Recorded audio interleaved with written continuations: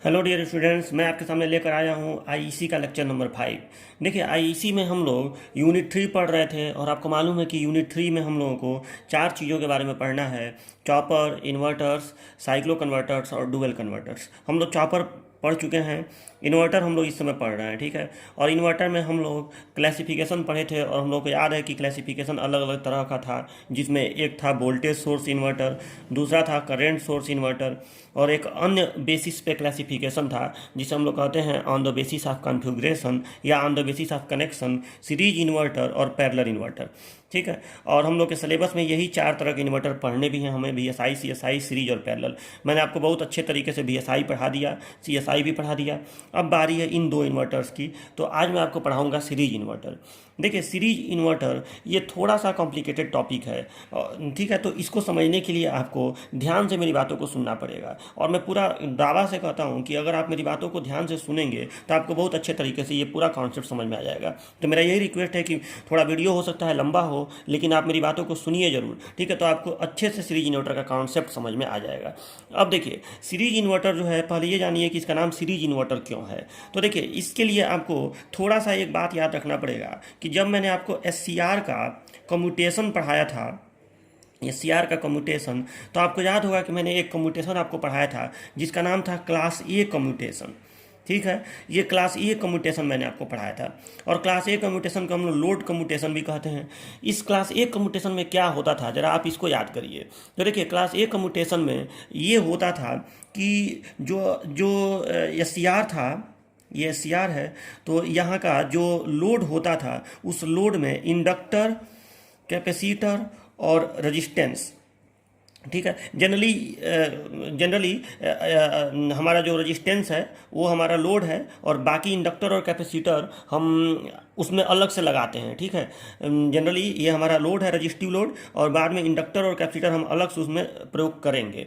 अगर हमारे लोड में इंडक्टिव लोड है हमारा, तो सॉरी, यहाँ पे मैं उल्टा लिख दिया हूँ, इंडक्टर और कैपेसिटर अलग से हम प्रयोग करेंगे। अगर हमारा लोड इंडक्टिव है, मान लीजिए कि हमारा लोड भी इंडक्टिव है, तो उसका इंडक्टर भी यहाँ काउंट होगा। मतलब जो अलग से इंडक्टर लगाएंगे उसमें भी वो जो लोड का इंडक्टेंस होगा वो उसमें काउंट किया जाएगा, ठीक है। मतलब तीनों को यहाँ अलग अलग दिखाया गया है। यहाँ पे R को अलग दिखाया गया है, L को अलग, C को अलग। हो सकता है कि इस L में लोड का ही थोड़ा बहुत यल हो, ठीक है, उससे नहीं मतलब है, ठीक है। हमारे मतलब यहाँ पे क्लास ए कम्यूटेशन में लोड में तीनों, जो हमारा लोड है उसमें तीनों चीज़ें होनी चाहिए, R, L और C, बस इससे मतलब है, ठीक है। और इस कम्यूटेशन में आपको याद होगा कि हम लोग क्या करते थे। तो हम लोग ये करते थे कि इसमें हम लोग अंडर डैम्ड ऑसिलेशन, ठीक है, अंडर डैम्ड ऑसिलेशन का यूज करते थे। अब देखिए, जैसे ही मैं ये अंडर डैम्ड ऑसिलेशन शब्द यूज करता हूँ, मैक्सिमम बच्चे कंफ्यूज हो जाते हैं कि what is under damped oscillation, या आखिर अंडर डैम्ड ऑसिलेशन है क्या, ठीक है। इसको मैं बहुत अच्छे तरीके से आपको पहले एक्सप्लेन करूंगा कि अंडर डैम्ड ऑसिलेशन का मतलब क्या हुआ, ठीक है। वो अभी मैं करूंगा। पहले मैं ये बता रहा हूँ कि सीरीज इन्वर्टर क्या है। तो देखिए, सीरीज इन्वर्टर समझने के लिए आपको ये क्लास ए कम्यूटेशन थोड़ा बहुत याद होगा कि यहाँ पे इंडक्टर और कैपेसिटर, इसको हम लोग कहते हैं कम्यूटेटिंग कंपोनेंट्स। मतलब ये SCR को कम्यूटेट करने का काम करता है, ठीक है। ये दोनों जो है SCR को का कम्यूटेशन करवाते हैं अंडर डैम्ड ऑसिलेशन का यूज करके। तो ये जो कंपोनेंट्स हैं ये कहीं ना कहीं सीरीज में जुड़े हुए हैं। यहाँ पे L और C और ये R, ये सब सीरीज में जुड़े हुए हैं, इसीलिए हम लोग इसे कहते हैं सीरीज इन्वर्टर। तो सीरीज इन्वर्टर में ये जो कम्यूटेटिंग कंपोनेंट्स होते हैं L और C, ये सीरीज में जुड़े होते हैं, इसीलिए इसको हम लोग सीरीज इन्वर्टर कहते हैं, ठीक है। और इसमें SCR के इसी कम्यूटेशन का हम लोग यूज करते हैं, ठीक है। मैं अभी रफली आपको इसका सर्किट बना के दिखा रहा हूँ कि सीरीज इन्वर्टर का सर्किट इस तरह से होता है कि एक SCR यहाँ पे होता है, यहाँ पे L होता है, यहाँ पे C होता है, और यहाँ पे R होता है, ठीक है। ये L हो गया, ये C हो गया, ये R हो गया, और एक SCR और, ये SCR है, और एक SCR और इधर होता है यहाँ पे, इस तरह से। अभी मैं बढ़िया से सर्किट बनाऊंगा, अभी थोड़ा सा रफली बना रहा हूँ, ठीक है। तो ये यहाँ पे होता है, और यहाँ पे हम लोग DC सप्लाई दे देते हैं प्लस माइनस VS, और इसी VS को ये AC सप्लाई में, मतलब इस लोड के अक्रॉस, ठीक है, इस लोड के अक्रॉस ये इसको AC सप्लाई में बदल देगा। मतलब हमको जो यहाँ पे वोल्टेज या करंट प्राप्त होगा वो हमको AC प्राप्त होगा। ये दो SCR इसमें प्रयोग किए जाते हैं, ठीक है। इन दोनों SCRs का जो कम्यूटेशन है, इन दोनों SCRs का जो कम्यूटेशन है वो लोड कम्यूटेशन के थ्रू होता है। लोड कम्यूटेशन में क्या होता है ये आपको पता होगा कि इसमें अंडर डैम्प्ड ऑसिलेशन का यूज होता है, जिससे धीरे धीरे धीरे जो धारा है वो ख़त्म होती जाती है, वोल्टेज निगेटिव में चला जाता है और उससे एससीआर का कम्यूटेशन हो जाता है। अब ये बात आपको हो सकता है कभी न समझ में आई हो कि कैसे कम्यूटेशन हो गया, तो इसको मैं, या ये अंडर डैम्प्ड ऑसिलेशन क्या है, इसको मैं अलग से आपको समझाऊंगा कि ये अंडर डैम्प्ड ऑसिलेशन है क्या। तो पहले आप सीरीज इन्वर्टर का कॉन्सेप्ट समझ लीजिए कि ये होता है सीरीज इन्वर्टर, ठीक है।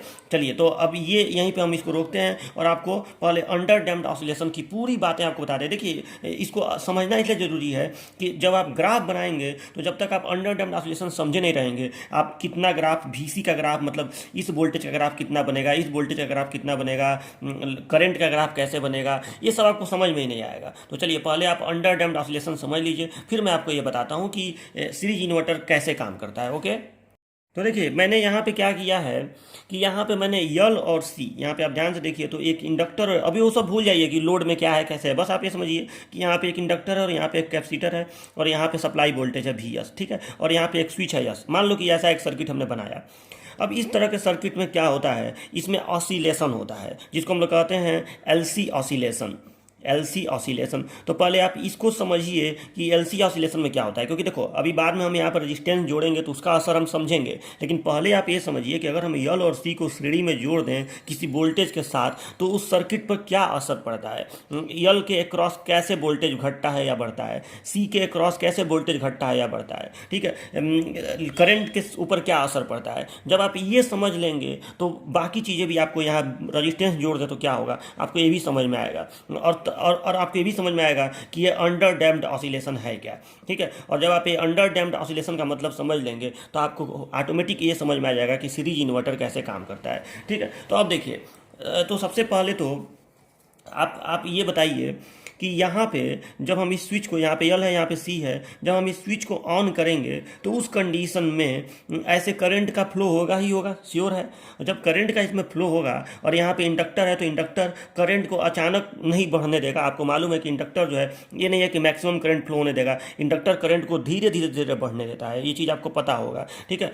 तो इंडक्टर करंट को धीरे धीरे बढ़ने देता है। अब अगर मैं उस करंट का, जो करंट इसमें प्रवाहित हो रहा है, उस करंट का मैं कहूँ कि एक क्षणिक सेकंड पर मैं आपसे क्वेश्चन करूं कि मान लो कि करंट ऐसे बढ़ रहा है, ठीक है, मान लो ये करंट ऐसे बढ़ रहा है, समय के रेस्पेक्ट में करंट ऐसे धीरे धीरे धीरे धीरे बढ़ रहा है, इस सर्किट का करंट, ठीक है, मान लो कि यहाँ पे सर्किट का करंट है I, ये जो I है ऐसे ऐसे बढ़ रहा है। अब मैं आपसे कहूँ कि बताओ इतने सेकंड पर करंट का मान कितना है, 1 माइक्रो सेकंड, 2 माइक्रो सेकंड बाद में करंट बढ़ के ऐसे मैक्सिमम हो जाएगा, मैं भी जानता हूँ, लेकिन आपको बताना है कि करंट का इतने समय के पश्चात मान क्या होगा, ठीक है। और आपको इस करंट का एक्चुअल ग्राफ पता करना है, क्या ये करंट ऐसे मैक्सिमम होकर ऐसे ऐसे फ्लो होने लगेगा, क्या इसका ग्राफ कहीं ऐसा नहीं है कि इसका ग्राफ ऐसे साइनोसॉइडल हो जाएगा, ये सब आपको पता करना है कि इसमें जो करंट, मैं खाली इस स्विच को ऑन करूंगा, मैं केवल इस स्विच को ऑन करूंगा, यहाँ का वोल्टेज अप्लाई करूंगा, अगर इंडक्टर और कैपेसिटर है, रजिस्टर नहीं है, इंडक्टर कैपेसिटर है, तो करंट का आखिर पैटर्न क्या होगा, करंट का ग्राफ क्या होगा, उसका किसी भी क्षण मान क्या होगा, आपको ये बताना है। तो देखिए, ये बताने के लिए जाहिर सी बात है हमको थोड़ा सा मैथमेटिक्स इसमें यूज करना पड़ेगा। बिना मैथमेटिक्स का यूज किए हम करंट के मान को पता नहीं कर सकते हैं कि किसी एक क्षण करंट का मान क्या होगा, और उसका जब हम यूज करेंगे तो हमें करंट का ग्राफ भी समझ में आ जाएगा कि करंट का ग्राफ कैसे होगा, साइनोसॉइडल होगा या करंट ऐसे ऐसे बढ़ के और फिर ऐसे कांस्टेंट हो जाएगा, कि करंट ऐसे बढ़ के जैसे भी होगा, मतलब हमें वो ग्राफ पता चल जाएगा। तो चलो, अब इस करंट का मान हम कैसे पता करेंगे। तो देखो, अगर आपको ये तो पता है कि यहाँ पे अगर VS वोल्टेज है तो यहाँ का जो वोल्टेज होगा इंडक्टर के क्रॉस ये VL होगा और यहाँ का वोल्टेज VC होगा। मतलब अगर आप यहाँ पे VS वोल्टेज लगा रहे हैं तो जब धारा ऐसे बहेगी तो इंडक्टर के अक्रॉस वोल्टेज ड्रॉप VL होगा, VL लिखेंगे उसे, ठीक है। वोल्टेज यहाँ पे जो होगा ये VL होगा और यहाँ कैपेसिटर के क्रॉस जो वोल्टेज आएगा वो VC होगा। इतना तो सबको मालूम है कि जब धारा बहेगी तो यहाँ VL और यहाँ VC वोल्टेज होगा। अच्छा, अगर हम इसमें KVL का प्रयोग करें तो आपको ये भी मालूम है कि VS is equal to VL plus VC होगा, ठीक है। अगर हम KVL का इसमें यूज करें तो VS is equal to VL plus VC होगा। वैसे भी सीरीज सर्किट में ऐसा होता है। तो देखिए, तो VS इज इक्वल टू हम लिख सकते हैं VL प्लस VC, ठीक है, ये हम लिख सकते हैं V S is equal to V L plus V सी।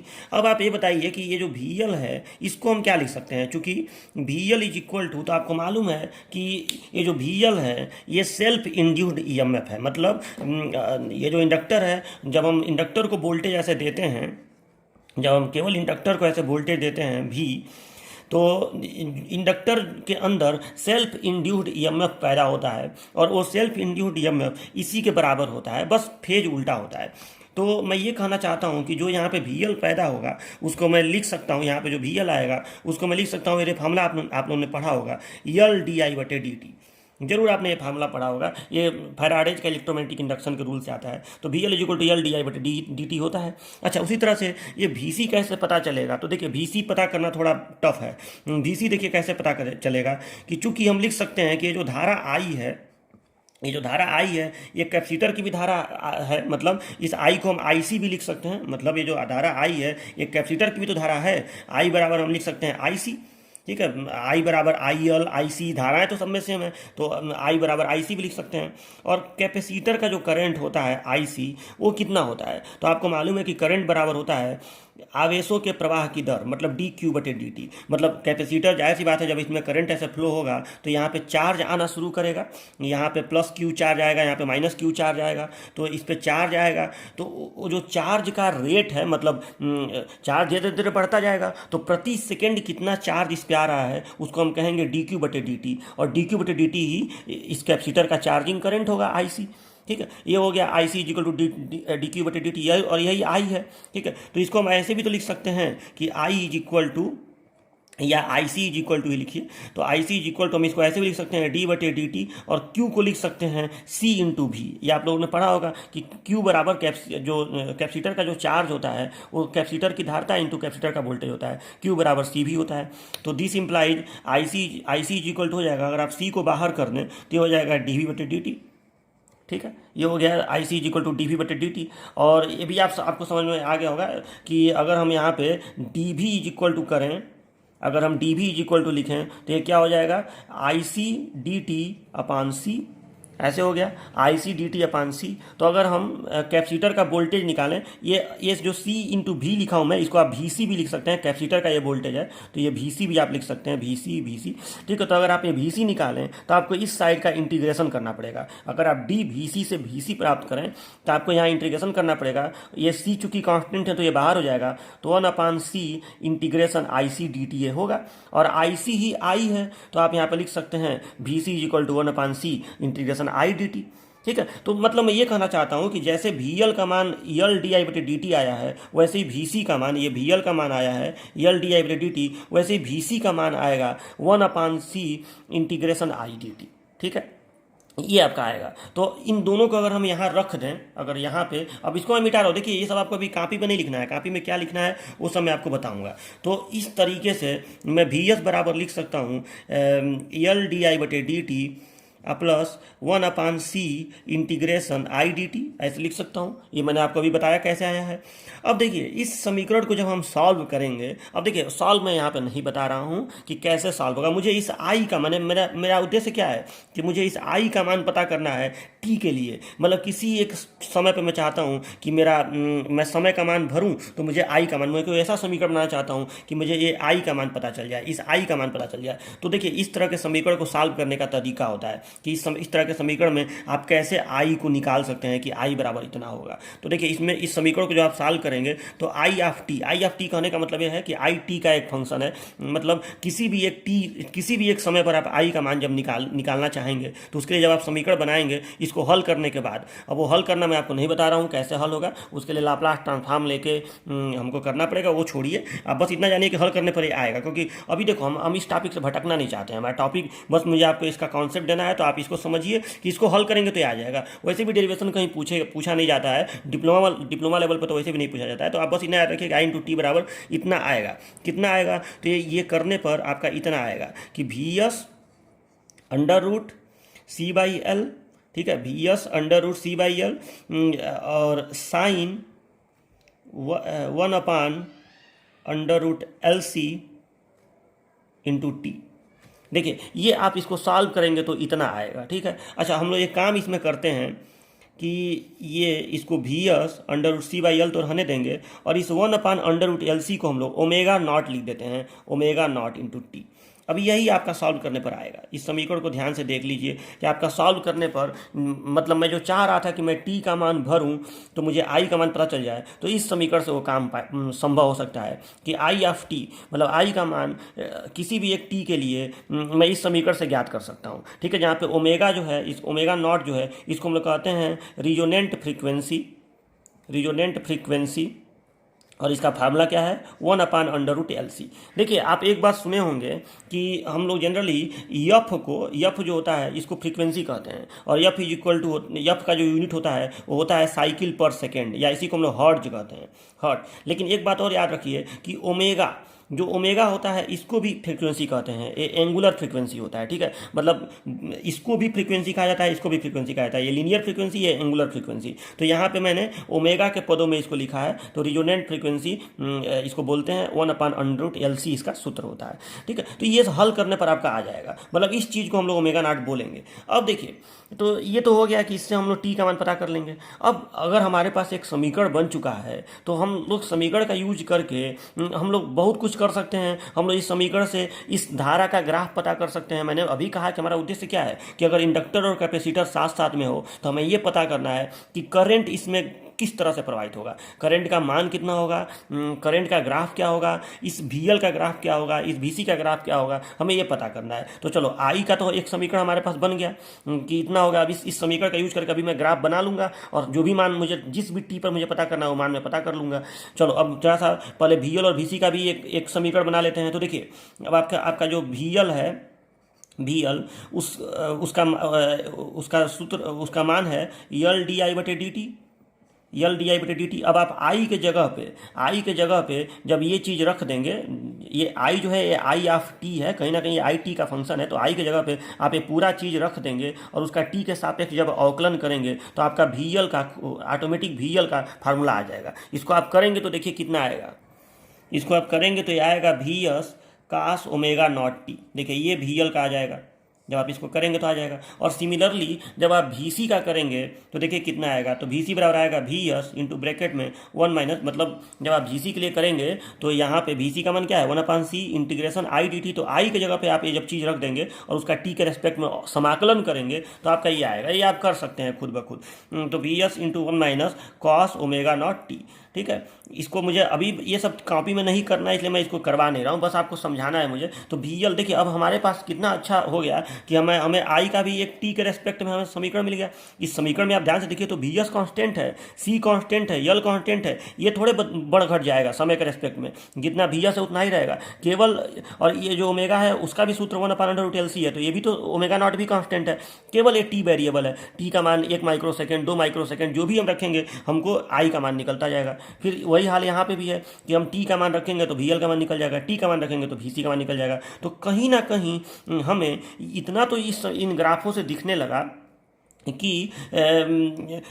हमारा ग्राफ कैसे, मतलब इन समीकरणों से ये दिखने लगा कि हमारा ग्राफ कैसा बनेगा और उसका मान कितना होगा। तो चलो अब हम लोग ग्राफ बनाने की ओर बढ़ते हैं। तो देखिए ग्राफ कैसे, मैं तीनों चीज़ों का ग्राफ बना के आपको दिखाता हूँ, आई का, VL का और VC का, ताकि हमें पूरी तरह से समझ में आ जाए कि जब L और C कंपोनेंट किसी DC सप्लाई के साथ जोड़ा गया रहता है तो क्या होता है, इसको आपको समझ लेना है इन ग्राफ के माध्यम से। तो देखिए यहाँ पर मैं आपको ग्राफ बना के दिखा रहा हूँ। सबसे पहले मैं आई का ग्राफ आपको दिखा रहा हूं। ठीक है, अब आई का ग्राफ बनाने के लिए एक चीज तो आपको साफ दिख रहा होगा कि यहाँ पे साइन ओमेगा नॉट टी आया हुआ है। तो इसका मतलब क्या हुआ कि ये ग्राफ साइनोसॉइडल होगा, ये श्योर है कि बाकी ये चीज़ जो है कांस्टेंट है, ये चीज़ जो है इसमें ओमेगा नॉट कांस्टेंट ही है और टी है। इसका मतलब ये होगा कि ये ग्राफ जो है साइनोसॉइडल होगा।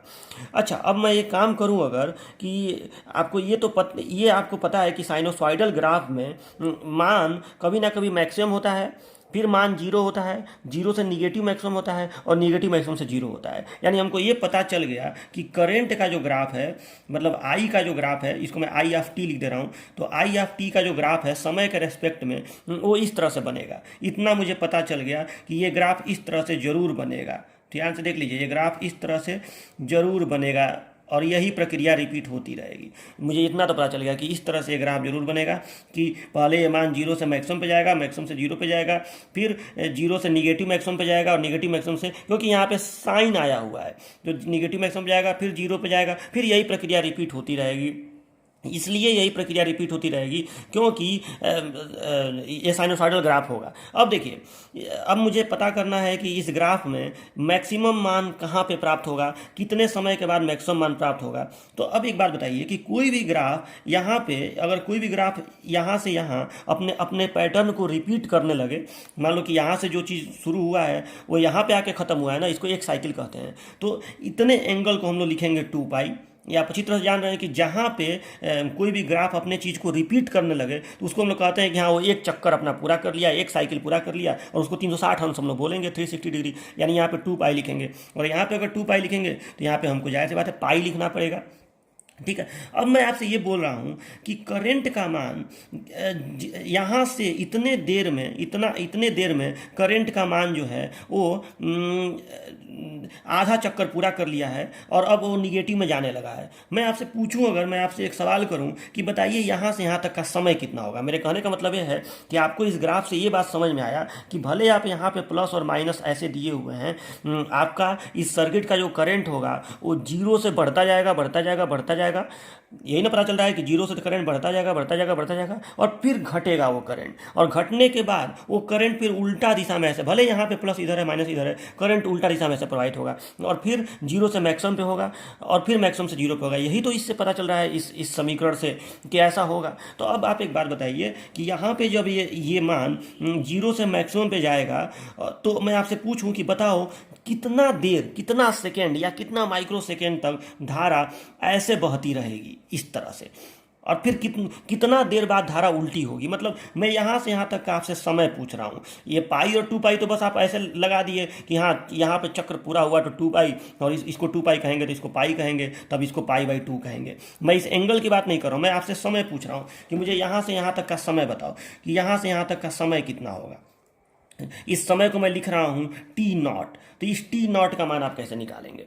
ठीक है, मतलब आधा चक्कर, मतलब एक दिशा में जो करंट फ्लो हुआ है, मैं उतने देर का समय जानना चाहता हूँ, कितना सेकंड होगा या माइक्रो सेकंड जो भी हो। तो ये T0 का मान आप कैसे निकालेंगे? तो देखिए, सीधी सी बात यह है कि अगर आपको मालूम है कि ये चीज़ आप पढ़े होंगे कि थीटा बराबर ओमेगा टी होता है। आप सभी लोग जानते हैं कि थीटा को ही तो ओमेगा टी बोलते हैं। तो मुझे कहीं ना कहीं ये टी निकालना है। तो टी बराबर थीटा बटे ओमेगा हो जाएगा कि नहीं बताइए? टी बराबर थीटा बटे ओमेगा। तो यहाँ पे थीटा का मान कितना है? मुझे यहाँ इतने दूर का टी निकालना है, यहाँ से लेकर यहाँ तक। तो यहाँ पे थीटा का मान कितना है? पाई है। और ओमेगा कितना है? ओमेगा नॉट है। यहाँ पे साइन ओमेगा नॉट टी है ना, तो यहाँ पे आप ओमेगा नहीं बल्कि ओमेगा नॉट बोलेंगे। तो मुझे अगर यहाँ का टी नॉट निकालना है तो T naught is equal to theta बटे यानी पाई बटे ओमेगा नॉट हो जाएगा कि नहीं बताइए? पाई बटे ओमेगा नॉट। अरे pi is equal to omega naught T होगा। थीटा बराबर ओमेगा टी, तिर्यक गुणा करेंगे तो थीटा बराबर ओमेगा टी। तो यहाँ पे टी नॉट बराबर पाई बटे ओमेगा नॉट हो जाएगा। तो आपको ये तो पता चल गया कि अगर आपको बताना है कि कितना सेकेंड समय लगेगा तो आप खाली क्या कर दीजिए, पाई बटे 3.14 बटे ओमेगा नॉट कर दीजिए। ओमेगा नॉट क्या है? ओमेगा नॉट है 1/√LC। यल और सी का मान आपको मान लीजिए, मैं बता दूं कि यल इतना हेनरी है और सी इतना फैरड है। तो आपको ये पता चल गया कि कितना समय में करंट निगेटिव डायरेक्शन में पहुंचेगा। ठीक है, कितना समय तक पॉजिटिव में फ्लो होगा और कितना समय बाद वो निगेटिव में पहुंच जाएगा, और फिर जाहिर सी बात है इतना ही सेकंड ये निगेटिव में फ्लो होगा, फिर इतना ही सेकंड पॉजिटिव में फ्लो होगा। तो ये हमें पता चल गया कि टी नॉट इतना होगा। अब मैं आपसे ये पूछूं कि जरा मुझे ये भी बताओ कि यहाँ पे ये जो करंट है इसका मैक्सिमम मान कितना होगा। ठीक है, या यहाँ से यहाँ तक का समय कितना होगा। तो एक बात तो ये है कि यहाँ से यहाँ तक का समय इस समय का आधा होगा, मतलब पाई बटे 2 ओमेगा नॉट हो जाएगा। यहाँ से यहाँ तक का समय पाई बटे 2 ओमेगा नॉट हो जाएगा, इसमें तो कोई संदेह नहीं है। और इस मैक्सिमम करंट का मान कितना होगा? तो यार मान तो बहुत आसान है। अगर आप यहाँ पे चलो अच्छा अगर आप यहाँ पे ओमेगा नॉट के जगह पे, क्योंकि हमें ये पता है कि जो मैक्सिमम करंट है वो पाई/2 पे हो रहा है। ठीक है, तो अगर हम इस ओमेगा नॉट के जगह पे पाई बटे टू ओमेगा नॉट लिख दें, या ऐसे भी आप देखिए, इतना ये टफ चीज़ नहीं है। ये ग्राफ जो है ये साइन का है, तो साइन 90 का मान जाहिर सी बात है अधिकतम होता है, तो यहाँ पे आप साइन 90 करेंगे तो साइन 90 1 हो जाएगा, तो ये जो मान ये इतना ही मान बचेगा Vs/c/L, और यही मान इस करंट का मैक्सिमम मान होगा। मतलब ये जो मैक्सिमम मान है ये होगा Vs/c/L। ये मुझे पूरा उम्मीद है कि आपको समझ में आ गया होगा कि ये मैक्सिमम मान इतना होगा। तो देखिए अभी तक हमको ये समझ में आया कि जब इंडक्टर और कैपेसिटर श्रेणी में जोड़े जाते हैं तो होता ये है कि उसमें धारा जीरो से बढ़ती है, मैक्सिमम पे पहुंचती है कितने समय में, यहाँ समय भी लिख दे रहा हूँ, जीरो से मैक्सिमम कितने समय पहुंचती है, तो जीरो से मैक्सिमम पहुंचती है π/2 ओमेगा नॉट समय में। π/2 ओमेगा नॉट समय में धारा जीरो से मैक्सिमम पहुंचती है। उसके बाद धारा उल्टी हो जाती है और फिर उतने ही देर तक नहीं, पाई से 2 ओमेगा नॉट समय में धारा मैक्सिमम होती है और मैक्सिमम से फिर जीरो होती है, और फिर जीरो से धारा निगेटिव हो जाती है और उतने ही देर फिर निगेटिव में, मतलब निगेटिव में मैक्सिमम होती है फिर जीरो होती है, और यही प्रक्रिया अनवरत रूप से चलती रहती है। मतलब ग्राफ जो होगा, मैंने पहले कहा था हमें पता क्या करना है, तो धारा का मान पता करना है, तो मान हमने पता कर लिया। अब टी का हम जो भी मान रखेंगे उसके लिए हमको आई का मान पता चलता जाएगा। ठीक है, तो अगर टी का मान हम π/2 ओमेगा नॉट रख दें, अगर टी का मान π/2 ओमेगा नॉट रख दें, यहाँ पे आप π/2 ओमेगा नॉट रख दें, तो आपका जाहिर सी बात है ये 90 आ जाएगा। अगर आप यहाँ पे π/2 ओमेगा नॉट रख दें तो ओमेगा नॉट से ओमेगा नॉट कट जाएगा और बचेगा π/2 का मान 90 होता है, तो जाहिर सी बात है आई टी का मान बस इतना ही बचेगा। तो आपको ये निकल गया, मतलब टी का हर मान आप रख के अलग अलग धारा का मान पता चल सकते हैं। तो हमें ये पता चला कि जब एल और सी साथ में होते हैं तो इस तरह से धारा का ग्राफ बनता है। और सुनिए, इस तरह के ग्राफ को हम लोग कहते हैं अनडैम्प्ड ऑसिलेशन। याद रखिएगा ये वर्ड अनडैम्प्ड, अंडर डैम्प नहीं, अनडैम्प्ड। अनडैम्प्ड मतलब इसमें कोई भी मंदन नहीं हो रहा है। अनडैम्प्ड मतलब धारा अपने अधिकतम आयाम को प्राप्त कर रही है, पॉजिटिव में फिर निगेटिव में, पॉजिटिव में निगेटिव में। मतलब अगर रजिस्टेंस न हो एल और सी के साथ तो अनडैम्प्ड ऑसिलेशन होता है, यानी धारा का मान जीरो से मैक्सिमम पे पहुंचता है, मैक्सिमम से जीरो पे, और जीरो से फिर निगेटिव में मैक्सिमम पे, फिर निगेटिव मैक्सिमम से जीरो पे। यानी इस तरह से प्योर साइनोसॉइडल ग्राफ मिलता है अनडैम्प्ड ऑसिलेशन के साथ। ये जरूर इस बात को याद रखिएगा। लेकिन दुनिया में आप जानते हैं कि कभी भी ऐसा पॉसिबल नहीं हो सकता है कि एल और सी के साथ कोई रजिस्टेंस न हो। अरे इंडक्टर भी तो तार का बना है, तो उसमें भी हल्का फुल्का रजिस्टेंस तो होगा ही होगा। इसलिए अनडैम्प्ड ऑसिलेशन केवल एक कल्पना मात्र है, ऐसा हो मतलब ये कराना बहुत मुश्किल है, लेकिन फिर भी ये अनडैम्प्ड ऑसिलेशन इसको हम लोग कहते हैं। हम आर का एक ऐसा मान चूज कर सकते हैं, अगर यहाँ पर रजिस्टेंस हो तो हम आर का कुछ ऐसा मान चूज कर सकते हैं कि हमारा आर होते हुए भी अनडैम्प्ड ऑसिलेशन की स्थिति हमको प्राप्त हो जाए। वो समय आपको बाद में बताऊंगा। चलिए, तो ये तो आपको समझ में आ गया कि ये अनडैम्प्ड, तो ये तो आई का हो गया। चलो, आई का आप समझ गए। अब आप थोड़ा सा इसका भी ग्राफ समझ लीजिए कि इस VL का ग्राफ कैसे बनेगा। तो देखो, इसको थोड़ा सा मिटा रहा हूँ, जगह की कमी है। ये याद रखिएगा कि ये π/2 ओमेगा नॉट समय होगा यहाँ से यहाँ तक का। चलो, यहाँ पे मैं VL का भी ग्राफ बनाऊंगा और VC का भी ग्राफ बनाऊंगा। तो VL VC का भी आप ग्राफ जरा देख लीजिए कि कैसे ग्राफ बनेगा। ठीक है, इतने दूर के लिए ही मैं ग्राफ बनाऊंगा। जो ग्राफ इतने दूर के लिए बनेगा वही आगे के लिए, मतलब निगेटिव डायरेक्शन में आगे के लिए बनेगा। तो अब देखिए VL का ग्राफ कैसे बनेगा। तो देखिए, ग्राफ बनाने के लिए सबसे अच्छा, जब हमारे पास समीकरण बना हुआ है तो हम अपना दिमाग को क्यों खर्च करने जाएंगे, पहले ये चार्ज होगा वो डिस्चार्ज होगा। आप समीकरण देखिए, सीधे सीधे पता चल जाएगा। तो देखिए VL का ग्राफ कैसे बनेगा। तो VL का ग्राफ बनाना है आपको, तो आपको सीधे इस T के जगह पे आप एक काम करिए, सबसे पहले T के जगह पे जीरो रखिए, क्योंकि समय शुरुआत में जीरो होता है। तो अगर आप T के जगह पे जीरो रखेंगे तो ये कह जीरो का मान अधिकतम होता है, तो VL बराबर क्या आएगा, VS आएगा। VL बराबर VS आएगा, यानी ये यहाँ पे आ गया, VL बराबर VS, यानी ये ऐसे आ गया। फिर अगर आप T बराबर ω/2 पाई नॉट रखें, मतलब इस समय के लिए, तो आप जब T बराबर ω/2 पाई नॉट रखेंगे तो क्या आएगा। अगर आप T के जगह पे ω/2 पाई नॉट रखेंगे तो उस कंडीशन में ओमेगा नॉट बटे 2 पाई नॉट रखेंगे तो ओमेगा नॉट से ओमेगा नॉट कट जाएगा। ठीक है, अगर आप टी के जगह पे आपको रखना है π/2 ओमेगा नॉट रखना है ना, हाँ, तो π/2 ओमेगा नॉट अगर आप रखेंगे तो ये आएगा π/2, यानी 90 अंश। तो 90 अंश जब आएगा तो जाहिर सी बात है ये जीरो हो जाएगा। और फिर जब आप यहाँ पे जब यहाँ पे आप π/ओमेगा नॉट रखेंगे तो फिर 180 आएगा, यानी -VS आएगा। तो ये कहने का मतलब ये है कि हमारा ग्राफ इस तरह से आया, इस तरह से हमारा ग्राफ आया इतने दूर का, देखिए कि। और फिर यही चीज़ अब आगे रिपीट होगा, यही चीज़ अगले के लिए ऐसे ऐसे ये रिपीट होगा ये ग्राफ, ठीक है। अगले के लिए ऐसे रिपीट होगा। मतलब हमको ये समझ में आया कि जब जब ये धारा ऐसे बढ़ के निगेटिव में जब धारा ऐसे मैक्सिमम होकर जीरो पे आ रही है, तो जब धारा यहाँ पे जीरो होगी तो ये सबसे पहले ये वी एस यहाँ पे होगा, इसका वोल्टेज मैंने जो वोल्टेज हम यहाँ पे लगाएंगे वो वोल्टेज तुरंत यहाँ पे वी एस ऐसे आ जाएगा इंडक्टर के क्रॉस। और धीरे धीरे धीरे जब धारा मैक्सिमम पे पहुँचेगी तो ये वी एस धीरे धीरे मतलब जो इंडक्टर का वोल्टेज वी एल है जो शुरुआत में वी एस के बराबर है, वो वोल्टेज धीरे धीरे डाउन होगा और इस जगह पे ये वोल्टेज जीरो हो जाएगा। और यहाँ जीरो होने के बाद ये वोल्टेज धीरे धीरे निगेटिव में मैक्सिमम होने लगेगा और जब ये धारा जीरो होगी तो ये वोल्टेज मैक्सिमम हो जाएगा, ठीक है, निगेटिव में मैक्सिमम हो जाएगा। ये इस ग्राफ से हमको ये निष्कर्ष निकला और यही प्रक्रिया अगले साइकिल में भी ऐसे चलती रहेगी, अगले साइकिल में भी। चलो ये हमको VL का पता चल गया कि इसका ग्राफ इस तरह से बनेगा। यानी याद रखिएगा, इसके नीचे जब ये मैक्सिमम तो इंडक्टर का वोल्टेज जीरो, जब ये जीरो तो इंडक्टर का वोल्टेज पहले पॉजिटिव मैक्सिमम और फिर जब यहाँ जीरो तो निगेटिव मैक्सिमम। तो अगली बार से जब मैं इंडक्टर का ग्राफ बनाऊंगा इंडक्टर के वोल्टेज का, तो उस समय आपको ये नहीं कन्फ्यूजन होना चाहिए कि ये ग्राफ कैसे बन गया, इसीलिए मैं इसको अलग से समझा रहा हूँ, ठीक है। अच्छा, अब VC का भी देख लीजिए। तो VC का ग्राफ बनाने के लिए आप यही काम यहाँ पे करेंगे कि यहाँ पे आपके पास समीकरण रखा हुआ है, तो समीकरण में आप ये मान खाली भर देंगे।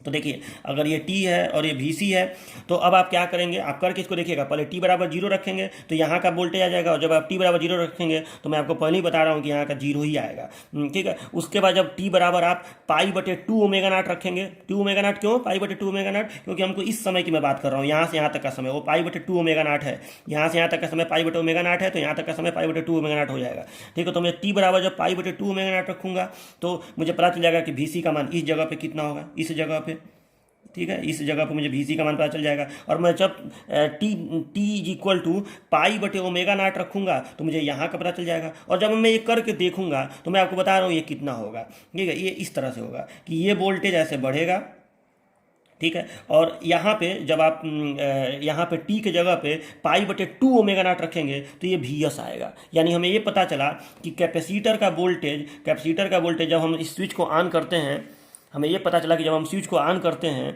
तो एक सर्टेन समय के पश्चात, जो यहाँ से यहाँ तक का समय है, उतने देर के पश्चात कैपेसिटर का वोल्टेज VC जीरो से बढ़ता है, ठीक है। यही तो ये ग्राफ बता रहा है कि जीरो से बढ़ता है और फिर ये VS तक पहुँचता है, मतलब जीरो से बढ़ते हुए VS तक पहुँचता है, ठीक है। तो चलो ये VS तक पहुँच गया। उसके बाद जब हम लोग या इस समीकरण में कैपेसिटर में T बराबर पाई बटे ओमेगा नॉट रखते हैं तो हम लोग एक बहुत आश्चर्यजनक बात प्राप्त करते हैं। क्या, तो हम लोग ये प्राप्त करते हैं कि कैपेसिटर का वोल्टेज ये जीरो नहीं हुआ, मतलब ये चार्ज हुआ VS तक, ये VS वोल्टेज है और VS से चार्ज होने के बाद अभी ये वोल्टेज जीरो नहीं हुआ बल्कि ये 2 VS आ जाएगा। आप करके देखिएगा, VC बराबर यहाँ पे 2 VS आ जाएगा। यानी हमें ये पता चला कि कैपेसिटर ऐसे चार्ज होते ही जाता है और ये 2 VS तक चार्ज होता है, ये 2 VS तक चार्ज होता है। यहाँ का वोल्टेज VS, ये वोल्टेज VS और फिर ये वोल्टेज 2 VS, इस तरह से कैपेसिटर। और ये भी ग्राफ थोड़ा सा साइनोसॉइडल पैटर्न पे ही होगा क्योंकि यहाँ पे भी कॉस है। तो इस तरह से ये ग्राफ ऐसे बनता है, मतलब पहले कैपेसिटर VS तक चार्ज होता है और फिर 2 VS तक चार्ज होता है। यानी हमें ये पता चला कि जब हम इस स्विच को ऑन करते हैं तो कैपेसिटर का वोल्टेज जब इस सर्किट में धारा बढ़ती है, तो जब धारा बढ़ के अधिकतम होती है, तो जब तक अधिकतम धारा होती है तब तक कैपेसिटर इस सप्लाई वोल्टेज के बराबर चार्ज होता है, VS के बराबर। और फिर जब धारा घटने लगती है तो कैपेसिटर और चार्ज होता है और वो उसका और जब धारा जीरो हो जाती है तो कैपेसिटर का वोल्टेज 2 VS हो जाता है। और ऐसा मैं नहीं अपने मन से कह रहा हूँ, ये समीकरण ऐसा कह रहा है, ठीक है। यही तो बात है कि हम लोग जब ग्राफ का प्रयोग कर लेते हैं ना तो हमको किसी भी चीज़ की वास्तविकता पता चलती है। ऐसे सोचते तो लगता है कि तो कैपेसिटर धारा घट रही है तो कैपेसिटर डिस्चार्ज होगा, ऐसा नहीं होगा इसमें। वो मैं फिजिकली भी आपको बताऊंगा कि ऐसा क्यों होता है, लेकिन कुछ चीज़ों को मैथमेटिकली पहले आप समझ लीजिए तो आपको कॉन्सेप्ट समझ में आएगा कि ऐसा यही होता है इस तरह के जब L और C का प्रयोग करते हैं कि ये VS और फिर ये 2 VS, ठीक है। और उसके बाद क्या होगा, तो अब उसके बाद अब अगले चक्र के लिए भी जब आप अलग अलग मान रखेंगे तो मैं आपको पहले ही बता रहा हूँ कि अब ये होगा कि यहाँ से ये इस निगेटिव, जब ये धारा निगेटिव में फ्लो होगी तब ये वोल्टेज जो है ऐसे डाउन होगा, ठीक है, ऐसे डाउन होगा। और यहाँ पे ये वोल्टेज ध्यान से समझ लीजिए, जब ये वाला इतना दूर मिलेगा तो ये वोल्टेज घट के VS के बराबर होगा। और यहाँ पे ये वोल्टेज घट के जब ये पूरा एक चक्र प्राप्त हो जाएगा तब कैपेसिटर का वोल्टेज जीरो होगा, बात को समझ लीजिए एकदम ध्यान से। ये कैपेसिटर का वोल्टेज इस आधे के लिए जब तक करंट बढ़ा है तब तक Vs के बराबर होगा। जब करंट घटेगा तो ये और चार्ज होगा 2Vs के बराबर। उसके बाद जब करंट निगेटिव में जाएगा तो ये डिस्चार्ज होगा, निगेटिव में जब मैक्सिमम होगा तो ये 2Vs घट के Vs होगा। और फिर जब जब कैपेसिटर पूरी जब जब धारा निगेटिव वाली धारा पूरी तरह से जीरो हो जाएगी तब ये कैपेसिटर का वोल्टेज यहाँ पे आएगा। और उसके बाद फिर वही प्रक्रिया, जब जब ये साइकिल दोबारा ऐसे शुरू होगा तो फिर यही प्रक्रिया ऐसे शुरू हो जाएगी। फिर कैपेसिटर ऐसे पॉजिटिव डायरेक्शन में ऐसे Vs पे पहुंचेगा, फिर 2Vs पे पहुंचेगा, फिर घटेगा। तो इस तरह से आपका कैपेसिटर का ग्राफ, इस तरह से आपका कैपेसिटर का ग्राफ बनेगा, कैपेसिटर का वोल्टेज का ग्राफ। तो ये सारी बातें हैं जो आपको ध्यान में रखना पड़ेगा, ठीक है। तो अब देखिए, तो ये तो समझ में आपका आ गया। देखिए फिजिकली अगर आप इसको समझना चाहें तो फिजिकली आप इसको ऐसे समझ सकते हैं कि जब हम ये स्विच ऑन करेंगे तो उस कंडीशन में ऐसे कैपेसिटर का ये प्लेट प्लस होने लगेगा, ये प्लेट माइनस होने लगेगा, ठीक है। और ये कैपेसिटर चार्ज होगा। अब कैपेसिटर जो है वो एनर्जी को स्टोर करेगा। उसके बाद जो करंट है वो मैक्सिमम पे पहुंचेगा, और जब करंट मैक्सिमम पे पहुंच जाएगा तो फिर इसमें धारा घटने लगेगी, ठीक है। क्योंकि कैपेसिटर फुल चार्ज हो जाएगा और उस कंडीशन में कैपेसिटर का वोल्टेज Vs के बराबर हो जाएगा, तो इसमें ऑटोमेटिक धारा जो है वो घटने लगेगी। और धारा जब घटेगी तो उस कंडीशन में ये जो इंडक्टर है ये फिर से इसका वोल्टेज जो है वो बढ़ने लगेगा। और जब उसका वोल्टेज बढ़ेगा, इंडक्टर का वोल्टेज जो यहाँ पे दिखाया गया है, तो कैपेसिटर का वोल्टेज उसी डायरेक्शन में और ज़्यादा बढ़ेगा। जिस डायरेक्शन में कैपेसिटर चार्ज हुआ था उसी डायरेक्शन में ये और ज़्यादा बढ़ेगा, क्योंकि कहीं ना कहीं ये जो इंडक्टर का वोल्टेज है ये निगेटिव डायरेक्शन में बढ़ेगा ना। तो निगेटिव डायरेक्शन में बढ़ने का मतलब ये हो गया कि इधर माइनस और इधर प्लस। तो इधर माइनस इधर प्लस का मतलब क्या हुआ कि ये वोल्टेज और ये वोल्टेज श्रेणी में हो गया।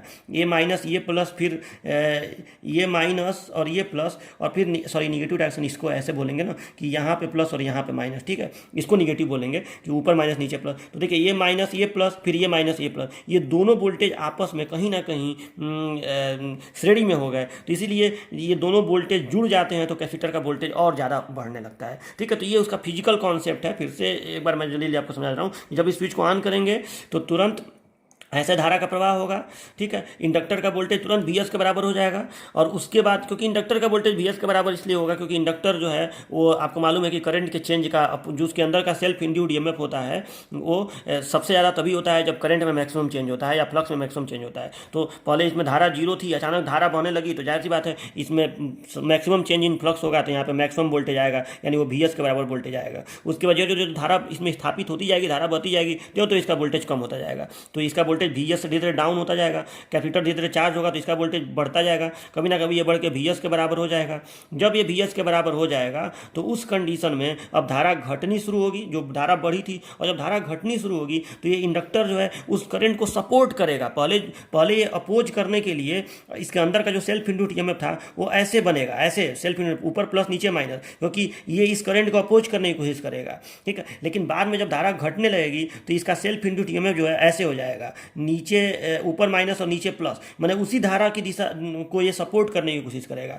तो ये वोल्टेज यहाँ माइनस यहाँ प्लस और ये माइनस ये प्लस, कहीं ना कहीं ये इस तरह से है ना कि एक सेल मान लीजिए ऐसे है और एक सेल मान लीजिए ऐसे है, इस तरह से। तो बताओ ये दोनों सेल श्रेणी में हुए कि नहीं, माइनस प्लस माइनस प्लस। तो वही चीज़ हो रहा है, ये Vs और ये Vs, तो ये दोनों Vs मिल के, क्योंकि इसका वोल्टेज, ये जो इंडक्टर का वोल्टेज बढ़ के धीरे धीरे Vs के ही तो बराबर हो रहा है, तो ये दोनों जुड़ के इसको और ज़्यादा चार्ज कर देंगे, इसीलिए ये 2Vs के बराबर हो जाएगा। तो ये इसका फिजिकल कॉन्सेप्ट है।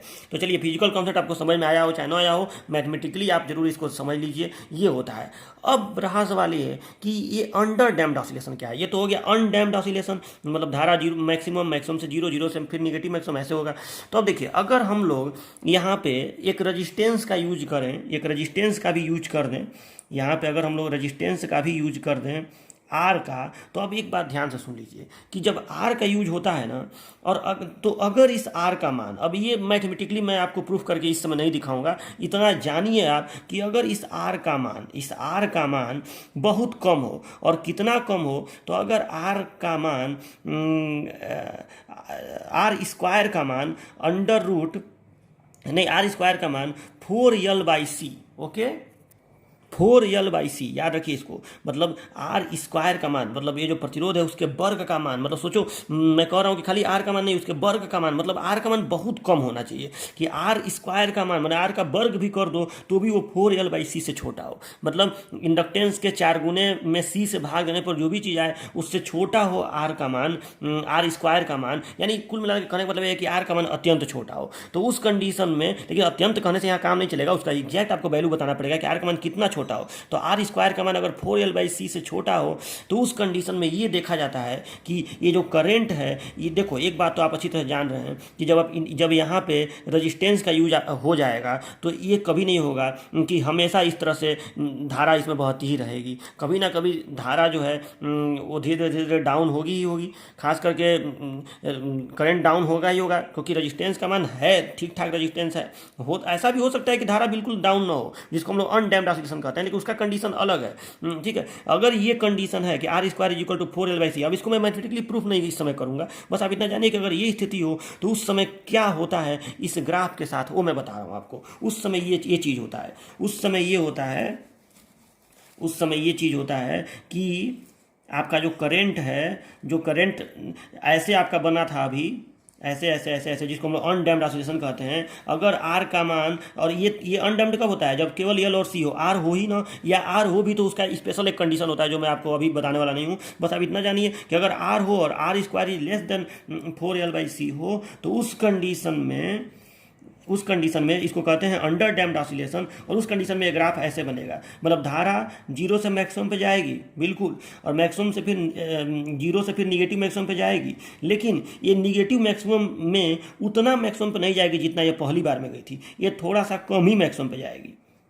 समझ रहे, मतलब जितना मैक्सिमम पे ये गया था उतना मैक्सिमम पे नहीं जाएगा। हाँ, ये टाइम सेम होगा, उतना ही चौड़ाई इसकी भी होगी, जितना समय यहाँ से यहाँ तक लेगा उतना ही समय यहाँ से यहाँ तक लेगा, मतलब ये चौड़ाई सेम होगा, लेकिन ये एम्पलीट्यूड घट जाएगा और अगली बार और कम हो जाएगा। ये देखो समय, ये समय सेम होगा, जितना चौड़ाई है उतना ही, लेकिन ये एम्पलीट्यूड और कम है, अगली बार और कम हो जाएगा। ठीक, चौड़ाई सेम होगा। इसी को हम लोग कहते हैं अंडर डैम्प्ड ऑसिलेशन, इसी चीज़ को, यानी धारा का जो मान है, अगर R square is less than 4L/C हो तो धारा का मान धीरे धीरे धीरे धीरे कम होता जाता है। इसी को हम लोग कहते हैं under damped oscillation.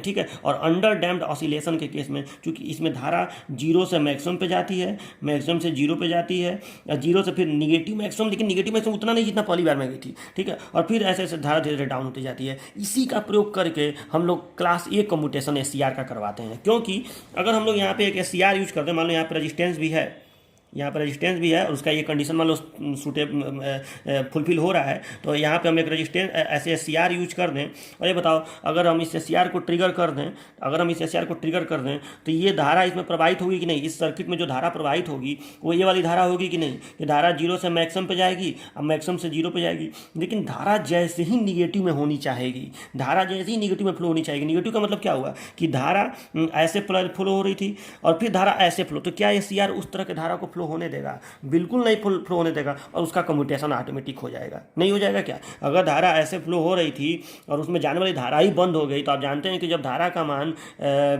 Holding current से कम हो जाता है तो SCR टर्न ऑफ हो जाता है। तो यहाँ पे तो धारा का मान घट गया और घटने के बाद तुरंत तो निगेटिव में होने की कोशिश किया, यानी धारा SCR के लिए तो धारा खत्म ही हो गई, तो धारा ऐसे थोड़े SCR में फ्लो हो सकता है, तो SCR का कम्यूटेशन हो जाएगा। इसी को हम लोग कहते हैं क्लास ए कम्यूटेशन।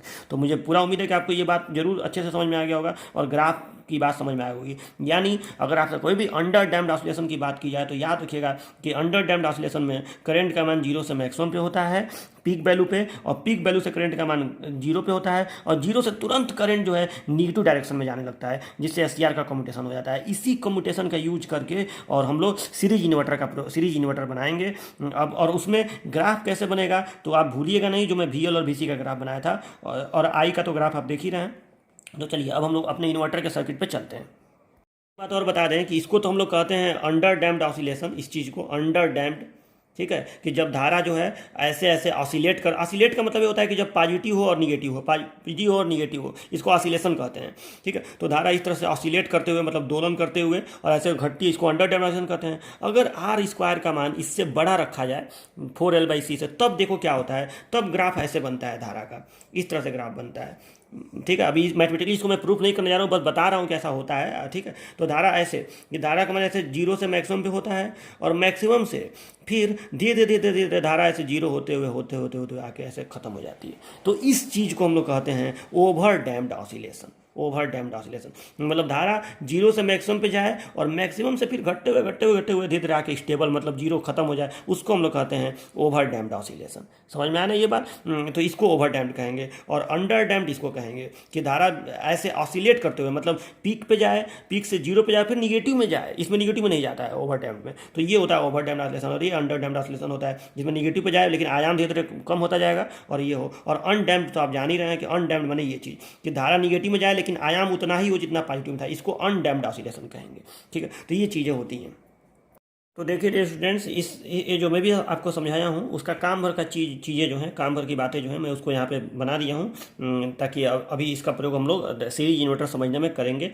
सर्किट दिखा दिया हूँ ये तीनों का, आई का मतलब जो इसमें आई धारा बहेगी इसका, और ये उसका सूत्र हो गया। वी एल वी सी का भी सूत्र लिख दिया हूँ, omega naught unit frequency 1/√LC, और इन तीनों का यहाँ पे ग्राफ बना दिया हूँ, और ये बता दिया हूँ कि अगर अंडर डैम्प्ड ऑसिलेशन हो तो यहाँ आर आएगा, और अगर आर का मान ये कंडीशन हो तो इसको अंडर डैम्प्ड ऑसिलेशन बोलेंगे। ठीक है, ये सबका ग्राफ ऐसे बना दिया हूँ। ये करंट का है, ये इंडक्टर का है, ठीक, एक साइकिल का सबका बनाया हूँ, ये एक साइकिल है तो एक साइकिल का सबका ग्राफ यहाँ पे बना दिया हूँ, और ये कैपेसिटर का है। ठीक है, कैपेसिटर का यही पैटर्न बार बार रिपीट होगा। तो चलिए इसी का प्रयोग करके हम लोग सीरीज इन्वर्टर करेंगे। तो अब देखिए, अब मैं आपको बताने जा रहा हूँ सीरीज इन्वर्टर।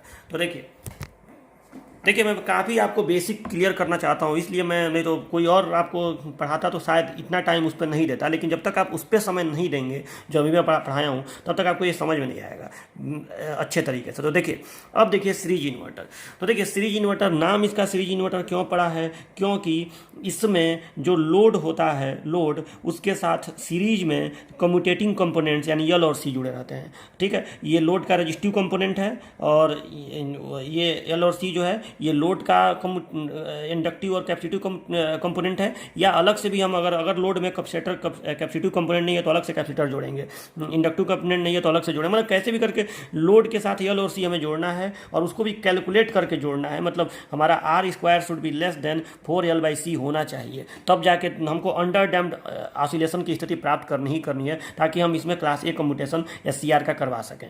तो चलिए वो बात तो आपको समझ में आ ही गई होगी। तो देखिए, तो इसीलिए इसका नाम सीरीज इन्वर्टर है, क्योंकि इसमें एल और सी और आर सब सीरीज में जुड़े होते हैं। तो इसको मैं फिलहाल, इसको मैं जो रजिस्टेंस है इसी को मैं यहाँ पे लोड लिखा हूँ। ठीक है, क्योंकि ये तो अलग से एल और सी लगाना पड़ेगा। तो ये आर जो है ये लोड है, इसके अक्रॉस जो वोल्टेज मिलेगा उसको मैं VO कहूँगा। जो लोड में धारा जाएगी तो लोड की धारा इंडक्टर और कैपेसिटर की भी धारा होगी, क्योंकि ये सीरीज में है, तो इसको मैं IO कह रहा हूँ। इस पथ की धारा को मैं यहाँ पे DC सप्लाई लगा दिया, VS प्लस और माइनस करके, और 2 SCR इसमें लगेगा। इसका स्थिति आप याद कर लीजिए कि एक SCR यहाँ पर रहेगा और एक इसके पैरेलल इधर SCR रहेगा। मतलब बहुत आसान सर्किट है। ऐसे यहाँ पे इंडक्टर, कैपेसिटर और लोड, और एक SCR इधर, मतलब एकदम सिंपल सर्किट है इसका। इसी को हम लोग कहते हैं सीरीज इन्वर्टर। अब देखिए कैसे इसमें DC सप्लाई में बदल जाएगा, और ये हम पढ़ेंगे, और फिर इस इन्वर्टर का कहाँ इस्तेमाल करते हैं ये भी हम लोग पढ़ेंगे। तो देखिए इसमें ये जो है यहाँ से जो धारा अंदर जाएगी उसको मैं कह रहा हूँ IS। जो इस SCR की धारा है उसको मैं IT1 बोल रहा हूँ। सीधा आपको दिख रहा होगा कि IS ही IT1 है, उसमें कोई अंतर नहीं है, IS ही IT1 है। ठीक है, और जो धारा इधर जाएगी उसको मैं IO बोलूँगा, जो धारा इस SCR में जाएगी उसको मैं IT2 बोलूँगा। ठीक है, कभी IT2 फ्लो होगा, कभी IT1 फ्लो होगा। जब भी IT1 फ्लो होगा वही IS कहलाएगा, और इसकी धारा IO कहलाएगी। जो वोल्टेज यहाँ पे आएगा उसको मैं VL बोलूँगा, जो वोल्टेज यहाँ पे आएगा उसको मैं VC बोलूँगा, जो लोड पे आएगा उसको मैं VO बोलूँगा। तो इन्हीं सब चीज़ों का हमें ग्राफ भी बनाना है, और इन्हीं सब चीज़ों से हमको ये समझना है कि कैसे DC सप्लाई AC सप्लाई में बदल जाएगा। तो देखिए, तो सबसे पहले तो आप अपने कॉपी पर सीरीज इन्वर्टर हिंट डाल के इसमें लिख लीजिएगा कि सीरीज इन्वर्टर वह इन्वर्टर होता है जिसमें लोड के साथ इंडक्टर और कैपेसिटर सीरीज में जुड़े होते हैं। अतः इसमें SCR के क्लास ए कम्यूटेशन का यूज किया जाता है। इसमें जब R square is less than 4L/C होता है तो अंडर डैम्प्ड ऑसिलेशन की स्थिति प्राप्त होती है। इतना बात पहले लिख लीजिएगा और सर्किट बना लीजिएगा। ठीक है, और उसके बाद इसका ग्राफ भी आपको बनाना है और थोड़ा समझना भी है। तो देखिए ग्राफ कैसे बनाएंगे, तो ग्राफ देखिए पहले किन किन चीज़ों का बनाएंगे ये मैं आपको बता रहा हूँ। तो देखिए, ठीक है स्टूडेंट, तो देखिए इसमें किसके किसके ग्राफ आपको बनाने पड़ेंगे। तो इसमें ग्राफ आपको बनाना पड़ेगा IO का, ठीक है। आईओ मतलब इसमें की धारा। फिर आपको ग्राफ बनाना पड़ेगा वीसी का, कैपेसिटर वोल्टेज। फिर आपको ग्राफ बनाना पड़ेगा वीएल का, इंडक्टर वोल्टेज। और फिर आपको आईएस का ग्राफ बनाना पड़ेगा, मतलब जो सोर्स करंट यहाँ से इन कर रहा है उसका ग्राफ आपको बनाना पड़ेगा। इतना ग्राफ आपको बनाना पड़ेगा, ठीक है। अब देखिए, ये जो सीरीज इन्वर्टर है इसको हम लोग 3 मोड में ऑपरेट करते हैं। पहला मोड ये होता है जब ये इस एससीआर को हम लोग ऑन रखते हैं, यानी इसको हम लोग ट्रिगर करके गेट पल्स देके ऑन करेंगे। तो इस एससीआर को जब हम ऑन करेंगे तो जो भी ऑपरेशन होगा उसको हम मोड 1 ऑपरेशन कहेंगे, ठीक है। फिर सेकेंड बात होती है जब ये दोनों एससीआर ऑफ होते हैं, दोनों एससीआर थोड़ी देर के लिए बीच में दोनों एससीआर ऑफ होते हैं, उसको हम लोग मोड 2 ऑपरेशन कहते हैं। और थर्ड ऑपरेशन होता है जिसको हम लोग मोड 3 ऑपरेशन कहते हैं, जिसमें ये एससीआर कंडक्ट करता है। और फिर मोड 1, मोड 2, मोड 3। मोड 1 जब ये एससीआर केवल कंडक्ट करेगा, मोड 2 दोनों ऑफ रहेंगे, और मोड 3 जब केवल ये कंडक्ट करेगा। तो देखिए, सबसे पहले मैंने मोड 1 का सर्किट अलग से यहाँ पे बनाया हुआ है। तो देखिए, मैंने मोड 1 का सर्किट यहाँ पे बनाया हुआ है। इस सर्किट में आप देख सकते हैं कि मैंने क्या किया कि सबसे पहले मैं मान लीजिए, देखिए अभी ये तो आपको दिख रहा होगा कि इस सर्किट में ये भी फॉरवर्ड बायस में है क्योंकि इसको प्लस है मिला हुआ है एनोड को, और ये भी फॉरवर्ड बायस में क्योंकि इसको प्लस मिला हुआ है, यानी जिसको भी मैं ट्रिगर करूँगा वो ऑन हो जाएगा। चलो मैं पहले T1 को ऑन करता हूँ। तो T1 को जब मैं ऑन करूँगा तो ये तो अभी ऑफ है, मतलब इधर का जो ये सर्किट है, इधर का जो सर्किट है ये तो ऑफ है अभी। ऐसे ये सीआर अभी खुला हुआ है, ये स्विच ऑफ है, CR as a switch behave कर रहा है जो ऑफ है। तो इधर के सर्किट में कुछ भी फ्लो नहीं होगा, कोई धारा नहीं फ्लो होगी, इधर के सर्किट समय कोई मतलब ही नहीं है। मतलब अगर हमें मोड 1 समझना है तो केवल इतना ही सर्किट हमारे लिए सफिशियंट है, ठीक है। इसलिए मैं केवल इसको बनाया हूँ। अब आप देखिए कि इस मोड 1 में क्या होगा। तो सबसे पहले तो अब ये जो मोड 1 है यहाँ पे एससीआर ऑन हो गया, तो ये इस एससीआर के थ्रू ऐसे करंट इसमें फ्लो होगा कि नहीं। और अगर यहाँ पे R square is less than 4L/C हो तो यहाँ पे अनडैम्प्ड ऑसिलेशन प्राप्त होगा कि नहीं। और अनडैम्प्ड ऑसिलेशन का नियम क्या होता है कि जो भी धारा यहाँ पे प्रवाहित होगी, जो भी यहाँ पे, चाहे आप धारा को IS कहिए, चाहे IT1 कहिए, और चाहे IO कहिए, जो भी धारा यहाँ पे प्रवाहित होगी वो धारा अपने पीक को, अपने मैक्सिमम मान यानी पीक को प्राप्त करेगी, ठीक है। और मतलब इस दिशा में ऐसे धारा बहेगी पॉजिटिव डायरेक्शन में और मैक्सिमम पे जाएगी, और मैक्सिमम से वो धारा फिर घटने लगेगी और घटने लगेगी और जीरो पे जाएगी, और जीरो से वो धारा निगेटिव होने की कोशिश करेगी। लेकिन अब देखिए क्या होगा इस कंडीशन में। तो ये देखिए, आप चाहे इसमें समझना हो तो इसमें समझिए, चाहे इसमें समझना हो तो इसमें समझिए कि जब धारा यहाँ से फ्लो होना ऐसे शुरू करेगा तो उस कंडीशन में, अभी मैंने पिछले एग्जाम्पल में आपको बताया था जब मैं अनडैम्प्ड ऑसिलेशन आपको बता रहा था, तो देखिए यहाँ पे धारा ऐसे बढ़ना शुरू करेगी, आईओ करंट, और बढ़ते बढ़ते मैक्सिमम पे जाएगी, ठीक है। और मैक्सिमम पे जाने के बाद धारा ऐसे उल्टी हो जाएगी और जीरो पे जाएगी। अब ये बताइए कि जब धारा ऐसा होगा, जब धारा के साथ ऐसा होगा कि करंट जो है वो जब उल्टा होने की कोशिश करेगा, मतलब धारा जो है मैक्सिमम से ऐसे जीरो से ऐसे मैक्सिमम पे इस डायरेक्शन में जाएगा, जीरो से मैक्सिमम पे इस डायरेक्शन में जाएगा, फिर मैक्सिमम से जीरो भी इसी डायरेक्शन में जाएगा, ये भूलिएगा नहीं। जीरो से बढ़ते बढ़ते बढ़ते बढ़ते मैक्सिमम तक जाएगा इस डायरेक्शन में, फिर मैक्सिमम से जीरो भी इसी डायरेक्शन में कम होते होते होगा, और अब धारा उल्टी होने की कोशिश करेगी, जीरो से निगेटिव मैक्सिमम और फिर निगेटिव मैक्सिमम से जीरो। लेकिन ये बताइए, जब धारा उल्टा होने का प्रयास करेगा तो क्या ये एससीआर उल्टा दिशा में धारा को प्रवाहित कराएगा? ऐसा हो नहीं सकता है। तो देखिए इसका ग्राफ कैसे बनेगा। इसका ग्राफ ऐसे बनेगा कि नहीं, बताइए कि ये जो आईओ है ये धीरे धीरे जीरो से ऐसे बढ़ते हुए पीक पर जाएगा और फिर घटने लगेगा। जब ये धारा नियरली जीरो के अबाउट पहुंचेगा, क्योंकि आपको मालूम है कि एससीआर का जो होल्डिंग करंट होता है वो बहुत कम होता है, मुश्किल से मिली एम्पियर में वो होता है, बहुत कम होता है। तो नियरली जब ये करंट घटते के जीरो पे पहुंचेगा, यानी ये जो करंट है, जो करंट इसमें फ्लो हो रहा था या इसमें फ्लो हो रहा था, वो करंट जैसे ही होल्डिंग करंट से कम होगा और उसके बाद ये निगेटिव होने का प्रयास करेगा, ठीक है। अब ये होल्डिंग करंट से कम होने का मतलब हम इसको अभी यहीं तक नहीं, ऐसे नहीं करके ऐसे दिखाएंगे, इसको हम यहाँ पे सटा देंगे क्योंकि होल्डिंग करंट बहुत कम होता है, ठीक है। तो जैसे ही एससीआर का करंट, इसमें का जो करंट है वो होल्डिंग करंट से कम होगा, तुरंत एससीआर ऑफ हो जाएगा, तुरंत ये स्विच खुल जाएगा, ऐसे तुरंत एससीआर ऑफ हो जाएगा। और अब तब तक ऑन नहीं होगा जब तक इसको फिर से गेट सिग्नल ना प्राप्त हो। तो सीधी सी बात यह है कि जो आईओ है वो उल्टा हो ही नहीं पाएगा। आप बताइए कि क्या आईओ इस एससीआर के थ्रू बहते हुए क्या आईओ उल्टा हो सकता है? नहीं हो सकता है, क्योंकि जब ये धारा घटने लगेगी और जीरो के आसपास में पहुंचेगी तुरंत ये ऑफ हो जाएगा। और ऑफ हो जाएगा तो धारा उल्टा, मतलब यहाँ पे अनडैम्प्ड ऑसिलेशन प्राप्त भले ही हो रहा है, धारा ऐसे उल्टा नहीं होगा। यानी धारा जीरो से मैक्सिमम और मैक्सिमम से ऐसे जीरो पे आया और उसके बाद ये एससीआर ऑफ हो गया। तो ये सर्किट अब ब्रेक हो गया, सीधी सी बात है, ये सर्किट ब्रेक हो गया। अब देखिए, तो अब ये जब सर्किट ब्रेक हो गया तो उस कंडीशन में आप बताइए कि उस कंडीशन में अभी तो जब तक इस एस को हम लोग ऑन नहीं करेंगे तब तक ये एस कंडक्ट नहीं करेगा, मतलब सर्किट ऐसे ही जो आई है, आई ऐसे जीरो से मैक्सिमम पे होगी, अब मैक्सिमम से जीरो होके खत्म हो जाएगा आई।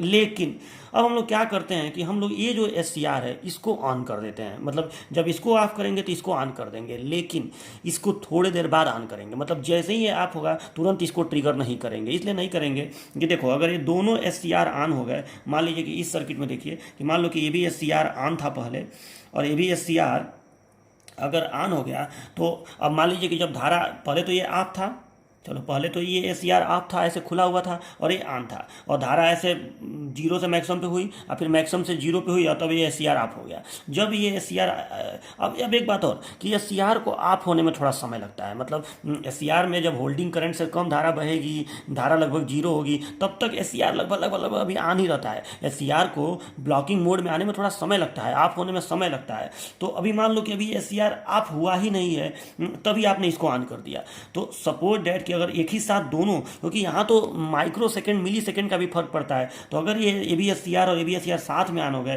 तो ये जो बैटरी है ये इस तरह से शॉर्ट हो जाएगी। इसलिए हम लोग थोड़ी देर वेट करके कि ये पूरी तरह से ऑफ हो जाए और तब इस एस को ऑन करेंगे, मतलब गेट पल्स देंगे। अब चलो, अब ये एस मान लो ऑन हो गया, ये बताइए जब ये एस ऑन हो गया, मतलब आप इस सर्किट में भी देख सकते हैं कि अब ये एस ऑन हो गया, ठीक है। तो ये एस जब ऑन हो जाएगा तब क्या होगा, तो अब देखिए इसमें जब ये एस ऑन हो जाएगा तो बताओ कि जब ये एस कंडक्ट किया था, ये एस जब कंडक्ट किया था तो उस कंडीशन में ये जो कैपेसिटर है ये ऐसे चार्ज हुआ रहेगा कि नहीं। अभी मैं आपको बताया हूँ कि 2Vs वाला कॉन्सेप्ट बताया हूँ कि एस जो ये जो कैपेसिटर है ये काफ़ी हाई वोल्टेज पे चार्ज हुआ रहेगा, काफ़ी हाई वोल्टेज पे चार्ज हुआ रहेगा।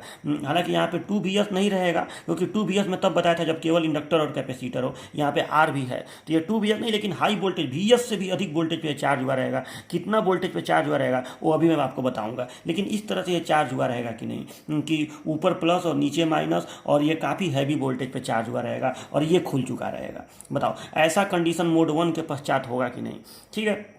अभी मैं कैपेसिटर का ग्राफ जब बनाऊंगा तो डिटेल बताऊंगा कि इसका कैसे बनेगा। अभी मैं आईओ की बात कर रहा हूँ। तो अब बताओ कि ऊपर प्लस और नीचे माइनस और ये काफ़ी हैवी वोल्टेज पे चार्ज रहेगा कि नहीं। और इस कंडीशन में अगर मैं इस एस को ट्रिगर कर दूँ T2 को, तो ये ऐसे स्विच क्लोज हो गया। अब ये स्विच क्लोज हो गया तो यहाँ से इस कैपेसिटर से होते हुए धारा ऐसे बहनी शुरू होगी कि नहीं, बताइए धारा ऐसे बहनी शुरू होगी कि नहीं। और ये भी अनडैम्प्ड ऑसिलेशन की स्थिति होगी कि नहीं, क्योंकि यहाँ भी वही इंडक्टर वही कैपेसिटर वही आ रहा है, तो ये भी अनडैम्प्ड ऑसिलेशन की स्थिति होगी कि नहीं। यानी इसमें भी धारा जीरो से पीक पर पहुंचेगा और पीक से जीरो होगा, और जैसे ही जीरो के करीब पहुंचेगा धारा जीरो होगा, तुरंत ये एस अपने आप सेल्फ इसका कम्यूटेशन हो जाएगा, जिसे हम लोग यहाँ पे लोड कम्यूटेशन कहेंगे। ये एस अपने आप ऑफ हो जाएगा। बताओ ऐसा होगा कि नहीं, ठीक है। और अब एक बात और कि यहाँ पे जो धारा बहेगी ये धारा सेम टू सेम, मतलब जो धारा का ग्राफ होगा वो सेम टू सेम यही वाला ग्राफ होगा, मतलब जो ग्राफ यहाँ पे हमको मिला था वही ग्राफ हमको यहाँ पे भी मिलेगा। बस एक अंतर हमको मिलेगा कि यहाँ पे धारा ऐसे प्रवाहित हुई है, ऐसे मतलब लोड में धारा ऐसे बही है, और अब लोड में धारा, कोई कैपेसिटर प्लस ऊपर है नीचे माइनस है, तो अब लोड में धारा ऐसे बह रही है इस तरह से। तो धारा का ग्राफ डायरेक्शन उल्टा हो गया कि नहीं। और एसी में यही तो होता है, यानी जो ग्राफ हम लोग यहाँ पे ऐसे बनाए हैं कि जीरो से पीक पर, पीक से जीरो पर, अब थोड़ा सा छोड़ क्यों रहा हूँ, क्योंकि मैं बताया हूँ कि एक साथ हम दोनों को ऑन नहीं करेंगे। जब ये पूरी तरह से आप हो जाएगा, इसको ऑफ होने में थोड़ा समय लगेगा, जब पूरी तरह से ऑफ हो जाएगा तब हम इसको ऑन करेंगे। और जब इसको हम ऑन करेंगे तो उसके बाद अब इसमें धारा निगेटिव डायरेक्शन में फ्लो होगा, ठीक है। अब कैपेसिटर कैसे चार्ज होगा अभी मैं आपको बताऊंगा। तो अब ये ग्राफ ऐसे बनेगा धारा का, बताओ सेम वही ग्राफ नीचे से अब बनेगा, ठीक है। फिर यही चीज़ यहाँ पे रिपीट होगा ऐसे, ठीक है। फिर यही चीज़ यहाँ पे रिपीट होगा थोड़ा सा छोड़ के, ठीक है। फिर यही चीज़ एक बार और ऐसे रिपीट होगा, ठीक है। मैं इसको सही से बना दे रहा हूँ, नहीं ऐसे इस तरह से ये ग्राफ बनेगा, ठीक है। अब हमको एसी करंट मिल गया कि नहीं है, जो आउटपुट करंट हमारा एसी करंट है, यही तो एसी करंट का होता है, ठीक है। थोड़ा सा यहाँ पे गैप मिला लेकिन एसी करंट है, तो ये हमारा सीरीज इन्वर्टर का आउटपुट हो गया। अच्छा, अब VC के साथ देखिए क्या होगा। तो VC को बनाने के लिए, ठीक है, और VC को बनाने से पहले थोड़ा सा मैं यहाँ पे लिख भी दें कि अब देखिए ये जो हमको AC सप्लाई मिल रहा है, AC करंट, इसका एक साइकिल कहाँ पे पूरा हुआ माना जाएगा, तो यहाँ से यहाँ तक एक साइकिल पूरा होगा। ठीक है, तो एक साइकिल यहाँ पे पूरा हो रहा है, तो आधा साइकिल कहाँ पे पूरा हो रहा है, तो आधा साइकिल यहाँ पे। देखिए एक साइकिल पूरा होता हुआ यहाँ माना जाएगा, यहाँ यहाँ यहाँ पे। ठीक है, तो ऐसे ये शुरू हुआ, ऐसे गया, ऐसे गया और ऐसे, एक साइकिल पूरा हो गया। तो इसका आधा साइकिल कहाँ पे पूरा हो रहा है, यहाँ पे। मतलब यहाँ पे 2 पाई होगा तो यहाँ पे पाई होगा। ठीक है, यहाँ पे पाई होगा, तो यहाँ पे ये पाई है। तो यहाँ से यहाँ तक का टाइम कितना हो जाएगा, तो देखिए यहाँ से यहाँ तक का जो टाइम है, अगर ये पाई है तो टाइम को हम लोग लिखेंगे, मैं अभी बताया था आपको, पाई बटे पाई अपान ओमेगा। ठीक है, टाइम को हम लिखेंगे पाई अपान ओमेगा। यहाँ पे इस ओमेगा को हम क्या कहेंगे, अभी मैं बाद में लिखूंगा, ओमेगा को कहेंगे frequency of output voltage. Angular frequency है वो, एफ नहीं है, ओमेगा है तो वो भी फ्रीक्वेंसी ही होता है, तो इसको हम लिखेंगे पाई अपान ओमेगा। मतलब जो ये आउटपुट वोल्टेज है उसका ये फ्रीक्वेंसी है, तो पाई अपान ओमेगा, क्योंकि आउटपुट वोल्टेज का आधा चक्र यहाँ मिल रहा है, मतलब यहाँ पे इसका पाई हो गया, तो पाई बटे ओमेगा कर देंगे तो ये मिल जाएगा। ठीक है, अच्छा इस समय को हम क्या कहेंगे, इसको भी आप बता सकते हैं कि इस समय को, यहाँ से यहाँ तक के समय को हम क्या लिखेंगे, तो यहाँ से यहाँ तक के समय को, अब देखिए आप याद करिए अभी मैं आपको पढ़ाया था अनडैम्प्ड ऑसिलेशन, तो उसमें मैंने बताया था कि ये ऐसे जाएगा, और फिर अगर ये स्विच होता, SCR नहीं होता, तो ये अब सीधे नीचे जाता है ऐसे। अभी बताया था ना अंडर डैम्प्ड ऑसिलेशन में ऐसे ये होता और फिर ये नीचे जाता। ठीक है, और फिर ये उसे ऊपर जाता। ठीक है, तो उस कंडीशन में आप इसी को, यहीं पे पाई होता कि नहीं, मतलब अगर ये एक स्विच होता तो ये साइकिल ऐसे यहीं से रिपीट हो जाता, तो यहाँ पे कहीं यहाँ पे आता 2 पाई और यहाँ पे आता पाई। तो अब इस समय को आप कहेंगे पाई बटे, इसको भी आप पाई बटे कहेंगे, लेकिन यहाँ पे ओमेगा नहीं लिखेंगे, यहाँ पे आप लिखेंगे ओमेगा आर। अब ये ओमेगा आर क्या है, तो ये ओमेगा आर वही है जो मैं उधर ओमेगा नॉट लिखा था, रिजोनेंट फ्रीक्वेंसी है, या यहाँ पे इसको रिंगिंग फ्रीक्वेंसी भी कहा जाता है। ठीक है, ठीक है, तो ये रिंगिंग फ्रीक्वेंसी इसको बोलते हैं ओमेगा आर। ये वही है 1/√LC ही होगा, लेकिन जब यल और सी केवल होता है, या आर भी हो तो भी ये omega R is equal to 1/√LC ही होगा। तो वही ये है, पिछले वाले में इसको ओमेगा नॉट लिखते थे, अब इसको हम लोग ओमेगा आर बोलेंगे। ठीक है, और यहाँ से यहाँ तक का टाइम क्या होगा, पाई अपान ओमेगा, क्योंकि ये आउटपुट वोल्टेज का फ्रीक्वेंसी है ओमेगा, और ये जो अनडैम्प्ड ऑसिलेटिंग सर्किट होगा उसका ये रिंगिंग फ्रीक्वेंसी है, तो इसको हम लोग पाई अपान ओमेगा आर, मतलब ये समय है, यहाँ से यहाँ तक का समय पाई अपान ओमेगा आर, और यहाँ से यहाँ तक का समय पाई अपान ओमेगा। ठीक है, अभी मैं लिख दूंगा व्हाट इज ओमेगा आर। ठीक है, चलो ये हो गया। अब देखिए, अब मैं इन सभी ग्राफ्स को नीचे ऐसे लेते आ रहा हूँ ताकि मुझे ग्राफ बनाने में आसानी हो। तो ये देखिए मैंने सबको नीचे ऐसे कर दिया। ठीक है, ये जो मैं रेड वाली लाइन खींचा हूँ यहाँ से, फिर यहाँ से मैंने ब्लू वाली लाइन जो खींचा है वो ध्यान दीजिएगा, इन दोनों के मध्य से यहाँ से, फिर इन दोनों के मध्य से यहाँ से, इन दोनों के मध्य से यहाँ से, ऐसे ऐसे ब्लू लाइन से मैंने इसको किया है। अब देखिए कैसे ये VC का ग्राफ कैसे बनेगा, IO का तो आपको बिल्कुल बढ़िया से समझ में आ गया। ठीक है, VC का ग्राफ कैसे बनेगा, और यहाँ देखिएगा, यहाँ से यहाँ तक मोड 1 है, मैं नीचे अभी लिखूंगा, यहाँ से यहाँ तक मोड 1 है, यहाँ से यहाँ तक मोड 2 है जिसमें दोनों SCR ऑफ हैं, और यहाँ से यहाँ तक मोड 3 है जिसमें केवल T2 ऑन है। यहाँ से यहाँ तक T1 ऑन है मोड 1, यहाँ से यहाँ तक दोनों SCR ऑफ हैं मोड 2, और यहाँ से यहाँ तक केवल T2 ऑन है, यानी ये मोड 3 है। याद रखिएगा इस बात को। चलिए, तो अभी मैं समझाया हूँ ना कि व्हाट इज मोड 1 यानी जब ये ऑन होगा, मोड 2 जब दोनों ऑफ होंगे, थोड़ी देर बाद ये ऑन किया जाएगा, दोनों ऑफ होंगे मोड 2, और मोड 3 जब केवल ये ऑन होगा। चलिए, तो ये हो गया आपका।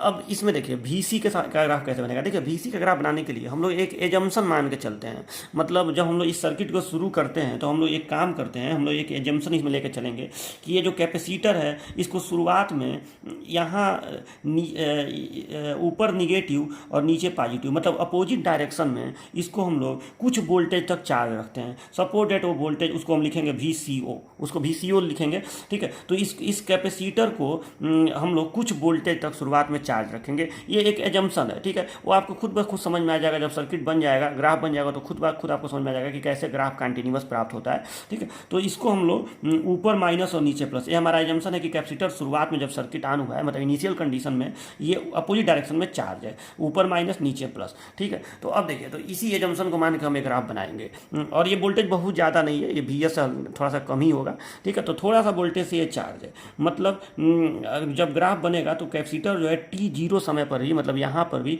कुछ वोल्टेज से चार्ज है, तो हम ग्राफ यहाँ से शुरू करेंगे। ये वोल्टेज जो है VCO है, यहाँ पर मैं लिख दे रहा हूँ कि ये जो इतना वोल्टेज है ये VCO है। चलो VCO वोल्टेज से चार्ज है, तो यहाँ से ग्राफ शुरू होगा। अब अभी मैं आपको जब अनडैम्प्ड ऑसिलेशन पढ़ा रहा था LC वाला पिछले स्लाइड में, तो उसमें आपको मैं बता रहा था कि यहाँ कैपेसिटर, उसमें मैं यहाँ से शुरू कर रहा था क्योंकि मैं कैपेसिटर को 0 वोल्टेज से स्टार्ट किया था, लेकिन यहाँ पे मैं यहाँ से शुरू करूँगा। तो अब जाहिर सी बात है, जब ये धारा ऐसे बढ़ेगा, क्योंकि ये करंट जब मोड 1 में करंट ऐसे फ्लो हो रहा है ना इस तरह से, या इसमें देख लीजिए ऐसे, ठीक है, आपको दिख रहा होगा कि करंट इसमें ऐसे फ्लो हो रहा है ना, तो जब ये माइनस है ये प्लस है और करंट ऐसे फ्लो होगा, तो जब धारा इधर से आएगा तो जाहिर सी बात है, और इधर से निकलेगा तो ये कैपेसिटर डिस्चार्ज होने लगेगा, और डिस्चार्ज होने लगा तो पहले इसका वोल्टेज 0 होगा और फिर ये इस डायरेक्शन में चार्ज होगा, ऊपर प्लस और नीचे माइनस, इस डायरेक्शन में चार्ज होने लगेगा। तो यही चीज़ इसमें होगा। तो देखिए, तो ये पहले वोल्टेज ऐसे डिस्चार्ज होगा, ठीक है, और डिस्चार्ज होने के बाद ये चार्ज होगा, चलिए, और चार्ज हो गया। और देखिए यहाँ तक आते आते ये जो कैपेसिटर है, ये जो मतलब जब करंट अपने मैक्सिमम पे होगा तो ये कैपेसिटर VS वोल्टेज से चार्ज हो जाएगा। अभी मैं बताया था जो पिछले में अनडैम्प्ड ऑसिलेशन में कि कैपेसिटर जो है VS वोल्टेज से इसके मध्य में, जब ये मैक्सिमम पे होता है करंट, तो ये VS वोल्टेज, मतलब ये जो हाइट में दिखा रहा हूँ ये VS है, ठीक है। लेकिन उसके बाद भी कैपेसिटर और ज़्यादा चार्ज होगा, ठीक है, उसके बाद भी कैपेसिटर चार्ज होता रहेगा, और ये चार्ज होते होते ऐसे जब ये करंट यहाँ पहुँच जाएगा 0 पे, तब तक ये चार्ज होता रहेगा। अब ये वोल्टेज जो है ये कितना हो जाएगा, ये यहाँ पे 2VS नहीं होगा, क्योंकि यहाँ पे एकदम ये L और C तो है नहीं, ठीक है, इसमें रजिस्टेंस भी लगा हुआ है, तो ये वोल्टेज जो है ये हो जाएगा VS, यहाँ ये हाइट VS है, ये VS है, और ये यहाँ तक की ये पूरी हाइट हो जाएगी VS प्लस VCO, मतलब VS प्लस VCO वोल्टेज तक ये चार्ज हो जाएगा, ठीक है। जितना वोल्टेज आप शुरुआत में निगेटिव दिए हुए थे, नीचे प्लस और ऊपर माइनस, ऐसे आप इसको शुरुआत में निगेटिव वोल्टेज दिए हुए थे, हमारा एजम्पशन था। तो अब जब ये चार्ज होगा तो पहले तो ये वोल्टेज 0 होगा, उसके बाद ये ऐसे चार्ज होने लगेगा, पहले VS तक चार्ज होगा, और उसके बाद ये बढ़ते बढ़ते VS प्लस VCO वोल्टेज के बराबर ये चार्ज हो जाएगा। तो चलो, यहाँ तक ये चार्ज हो गया। अब उसके बाद क्या होगा, तो उसके बाद ये वोल्टेज, जब तक ये करंट नहीं फ्लो होगा, ये वोल्टेज ऐसे बरकरार रहेगा, ऐसे ही, ठीक है, ये वोल्टेज ऐसे बरकरार रहेगा, ठीक है। और उसके बाद क्या होगा, तो अब जब धारा ऐसे उल्टी दिशा में फ्लो होनी होगी, तो देखो अब यहाँ का वोल्टेज VS प्लस VCO हो चुका है, VS प्लस VCO, और अब धारा ऐसे फ्लो होनी शुरू हुई ना, तो फिर एक कैपेसिटर क्या होने लगेगा, डिस्चार्ज होने लगेगा, ठीक है। अब धारा ऐसे फ्लो हो रही है तो कैपेसिटर डिस्चार्ज होने लगेगा। तो कैपेसिटर जब डिस्चार्ज होगा, तो डिस्चार्ज होते होते फिर ये ऐसे डिस्चार्ज होगा, और इतना ही वोल्टेज इसका आ जाएगा, यहाँ पे VS वोल्टेज इसका आ जाएगा ऐसे, ठीक है, VS वोल्टेज आ गया, और VS वोल्टेज आने के बाद ये और ज़्यादा डिस्चार्ज होगा, और यहाँ पे ये डिस्चार्ज होते होते होते होते यहाँ पे जाके ये निगेटिव में पहुँच जाएगा, ठीक है। यहाँ पे इसका वोल्टेज निगेटिव में पहुँच जाएगा, और जितना VCO माइनस में था उतना ही माइनस में VCO यहाँ पे हो जाएगा, ठीक है। और फिर यही प्रक्रिया रिपीट होगी, ठीक है, यही प्रक्रिया रिपीट होगी यहाँ से यहाँ तक। यही वोल्टेज जब ये ऑफ हो गया, तो जितना निगेटिव वोल्टेज है वो बरकरार रहेगा यहाँ पे, ठीक है। जो निगेटिव वोल्टेज यहाँ पे आया है, थोड़ा सा अच्छा तरीके से बनाना है इसको, ठीक है। तो ये ऐसे आ गया, अब ये ऐसे ये बन जाएगा, ठीक है, और उतना ही निगेटिव वोल्टेज यहाँ बरकरार रहेगा। फिर यही चीज़ यहाँ से शुरू होगा, ठीक है। तो यहाँ पे ये VS आ गया, VS से ये जाएगा VS प्लस VCO तक, और VS प्लस VCO के बाद ये ऐसे ये वोल्टेज यहाँ पे बरकरार रहेगा, और फिर ये घटते घटते इस जगह पे आके निगेटिव आ जाएगा, निगेटिव VCO, तो ऐसे आके ये ऐसे निगेटिव VCO आ जाएगा, और फिर यहाँ पे ये निगेटिव VCO तक आ जाएगा, ठीक है। इस जगह पे होगा ना, ये जो ब्लू लाइन है यहाँ पे, जब ये मैक्सिमम हो जहाँ पे दिखाया गया है, वहाँ पे आके ये VS के बराबर आएगा, ऐसे मान लो कि ये VS के बराबर आ गया, और अब यहाँ पे आके ये निगेटिव में ऐसे आ जाएगा, ठीक है। और यही अब ऐसे रहेगा, फिर ऐसे उधर से ऐसे उठेगा, ठीक है। तो इस तरह से आपका कैपेसिटर का ग्राफ बनेगा। तो मुझे पूरा उम्मीद है कि आपको कैपेसिटर का ग्राफ भी समझ में आ गया होगा। इसमें कुछ चीज़ें हम लिख देंगे, तो यहाँ देख लीजिएगा, मैंने इस हाइट को दिखाया है VS, ठीक है। VS कहाँ पे मिलेगा, इसके बीच में यहाँ पे। तो देखिए यहाँ पे मैंने दिखाया है, ये जो हाइट है, मैंने तीर लगा के से दिखाया कि ये VS है, और ये हाइट कितना है, ये हाइट, ठीक है। ये जो प्लेन वाला जो यहाँ तक पहुँचा था, ये यहाँ पे पहुँचा था ना, तो ये VS प्लस VCO है, ठीक है, VS प्लस VCO, ठीक है। ये मैंने दिखा दिया, मतलब यहाँ पे भी ये जो पूरा हाइट है VS प्लस VCO है, और ये जो लाइन दिख रहा है आपको वो VS है। तो चलो, ये ऐसे आप इसमें अच्छे से अपने कापी पे बना के इसको साफ सुथरा दिखा दीजिएगा। चलो, तो ये भी हो गया कैपेसिटर का ग्राफ। अब देखिए VL का ग्राफ कैसे बनेगा, इंडक्टर का ग्राफ। इंडक्टर के वोल्टेज के साथ क्या होगा, तो देखो इंडक्टर का एक ही सिद्धांत होता है कि इंडक्टर, अभी मैं जब अनडैम्प्ड पढ़ाया था तो आपको बताया भी था कि इंडक्टर में जैसे ही टी बराबर 0 पर धारा बहनी शुरू होती है तो इंडक्टर का वोल्टेज उस समय मैक्सिमम होता है। मतलब इंडक्टर में जो इंड्यूस्ड ईएमएफ होता है वही उसका वोल्टेज होता है। तो इंडक्टर में जब धारा बहनी शुरू होती है तो उसका वोल्टेज अधिकतम होता है, और धीरे धीरे जो जो धारा बहने लगती है, फ्लो होने लगती है, तो उसका वोल्टेज खत्म हो जाता है, और जब मैक्सिमम धारा बहने लगती है तो उसका वोल्टेज 0 हो जाता है। यही इंडक्टर का सीधा सा फंडा है। तो इसी का प्रयोग करेंगे हम लोग। तो देखिए यहाँ पे करंट बहना शुरू हो रहा है, तो जब करंट बहना शुरू होगा तो इंडक्टर का वोल्टेज मैक्सिमम होगा, ठीक है। और आपको एक चीज़ मालूम होगा कि इंडक्टर अप्लाइड वोल्टेज का विरोध करता है, ठीक है, उसके अपोजिट फेज में वो वोल्टेज इंड्यूस करता है। तो अब देखिए, तो यहाँ पे ये इंडक्टर है। अब इंडक्टर यहाँ पे इसको समझिए, तो जब हम इसको यहाँ प्लस देंगे और इसको यहाँ माइनस देंगे तो इंडक्टर के अक्रॉस जो वोल्टेज आएगा वो भी इसी दिशा में आएगा, क्योंकि इसको विरोध करना है। मतलब जो करंट इसमें से फ्लो हो रहा है उसका अपोज करना है, तो अपोज करने के लिए ये ऊपर प्लस और जो भी यहाँ पे VL ये इंड्यूस करेगा उसका ऊपर प्लस होगा, नीचे माइनस होगा। मतलब ये चाहेगा कि धारा ऐसे, मतलब जो धारा आ रही है उसका ये विरोध करने की कोशिश करेगा, तो ये ऊपर प्लस और नीचे माइनस पैदा करेगा, यानी पॉजिटिव डायरेक्शन, यानी इसका वोल्टेज ऊपर की तरफ होगा। यहाँ पे सीधी सी बात है। तो यहाँ पे ऊपर प्लस और नीचे माइनस रहेगा। और नीचे इसका भी जरा स्थिति याद रखिए कि इसका स्थिति क्या था। शुरुआत में हमने एजम्पशन लिए के चला था कि ये नीचे प्लस और ऊपर माइनस रहते हुए ये VCO वोल्टेज तक चार्ज है, ठीक है। और इसका वोल्टेज शुरुआत में इसका वोल्टेज तो VS के ही बराबर होगा। जब धारा जैसी बनी शुरू होगी उस क्षण t बराबर 0 समय पर ये VS के बराबर होगा, ठीक है। तो यहाँ का वोल्टेज अगर VS है, लेकिन आप ध्यान से देखिए तो इंडक्टर को दो वोल्टेजों का सामना करना पड़ रहा है, एक VS और एक VCO, और ये दोनों वोल्टेज सीरीज में है, माइनस प्लस। तो इंडक्टर के अक्रॉस जो वोल्टेज इंड्यूस होगा, मतलब इंडक्टर में जो धारा फ्लो होगी वो दो वोल्टेज की वजह से फ्लो हो रही है, VS प्लस VCO। तो यही वोल्टेज शुरुआत में इंडक्टर के अक्रॉस आ जाएगा। तो इंडक्टर के अक्रॉस शुरुआत में वोल्टेज कितना आ जाएगा, VS प्लस VCO, ठीक है। तो इतना वोल्टेज, मान लो कि ये VS प्लस VCO वोल्टेज है, तो ये वोल्टेज इंडक्टर के अक्रॉस शुरुआत में ही t बराबर 0 पे आ जाएगा। लेकिन जैसे जैसे इसमें धारा बहनी शुरू होगी इंडक्टर का वोल्टेज 0 हो जाएगा। अब जाहिर सी बात है, धारा यहाँ पे मैक्सिमम हो जा रही है, जो ब्लू लाइन आपको दिख रहा है, तो इंडक्टर का वोल्टेज यहाँ पे 0 हो जाएगा। और साइनोसॉइडल पैटर्न पे ही ये इस तरह से ऐसे आके इंडक्टर का वोल्टेज 0 हो गया, क्योंकि धारा जब स्टेबलिश हो जाएगी, पूरी धारा बने रहेगी, तो इंडक्टर का जो इंड्यूस्ड ईएमएफ होगा जो विरोध करता है वो खत्म हो जाएगा, ठीक है। तो यहाँ पे ये आ गया। अब देखिए उसके बाद अब इसके बाद धारा घटने लग रही है। आपको मालूम है कि इसके बाद ये जो करंट है ये डाउन होने लग रहा है। तो जब करंट डाउन होने लगता है तो इंडक्टर उसको सपोर्ट करता है। सपोर्ट करने के लिए क्या करेगा कि अपने ईएमएफ को सप्लाई ईएमएफ के डायरेक्शन में ही कर लेगा, ठीक है। तो और इस समय जब धारा 0 हो जाएगी तो उस समय आपको मालूम है कि ये ऐसे चार्ज हो चुका रहेगा, ऐसे ऊपर प्लस नीचे माइनस। और VS अभी बताया हूँ कैपेसिटर में कि जब करंट मैक्सिमम हो गया है तो उस समय ये VS वोल्टेज तक चार्ज रहेगा, प्लस और माइनस। और अब इस समय धारा अब कम होना शुरू होगी। तो धारा जब कम होना शुरू होगी तो ये उसको सपोर्ट करने के लिए उसी डायरेक्शन में, मतलब इधर प्लस और इधर माइनस, ये अपना जो ईएमएफ इंड्यूस करेगा ये इधर प्लस और इधर माइनस इंड्यूस करेगा, ठीक है। तो अब इसको को हम लोग जब इधर प्लस इधर माइनस होगा, मतलब सपोर्ट करने की कोशिश करेगा, तो इसको हम लोग इंडक्टर का निगेटिव वोल्टेज बोलेंगे, ठीक है। ऊपर प्लस था नीचे माइनस था, तो इसको पॉजिटिव बोले थे तो ऊपर दिखाए थे, अब उल्टा हो गया ये, तो इसको निगेटिव डायरेक्शन में दिखाएंगे, तो इसको हम निगेटिव बना देते हैं। तो ये अब निगेटिव डायरेक्शन में बढ़े और धीरे धीरे ये बढ़ता ही जाएगा, क्योंकि करंट डाउन होता ही जा रहा है। करंट मैक्सिमम से अब डाउन हो रहा है, और जब एकदम डाउन हो जाएगा मतलब 0 हो जाएगा तो ये वोल्टेज मैक्सिमम हो जाएगा, ठीक है। तो अब ये वोल्टेज इस तरह से, करंट यहाँ पे ये जो रेड लाइन आपको दिख रहा है, करंट यहाँ पे 0 हुआ है, तो ये जो इंडक्टर का वोल्टेज है ये ऐसे बढ़ते बढ़ते बढ़ते बढ़ते यहाँ पे जाके मैक्सिमम हो जाएगा, ठीक है। तो ये जो इंडक्टर का वोल्टेज था यहाँ से यहाँ तक, ये इंडक्टर का वोल्टेज था VS प्लस VCO, क्योंकि कैपेसिटर और सब सोर्स मिल के दोनों मिल के करंट का फ्लो किए थे। और यहाँ पे जब ये पहुँचेगा तो उस समय इसका वोल्टेज केवल VS के बराबर होगा। तो यहाँ का वोल्टेज इंडक्टर का VS के बराबर, ये VS प्लस VCO से घटते घटते ये VS के बराबर हो जाएगा।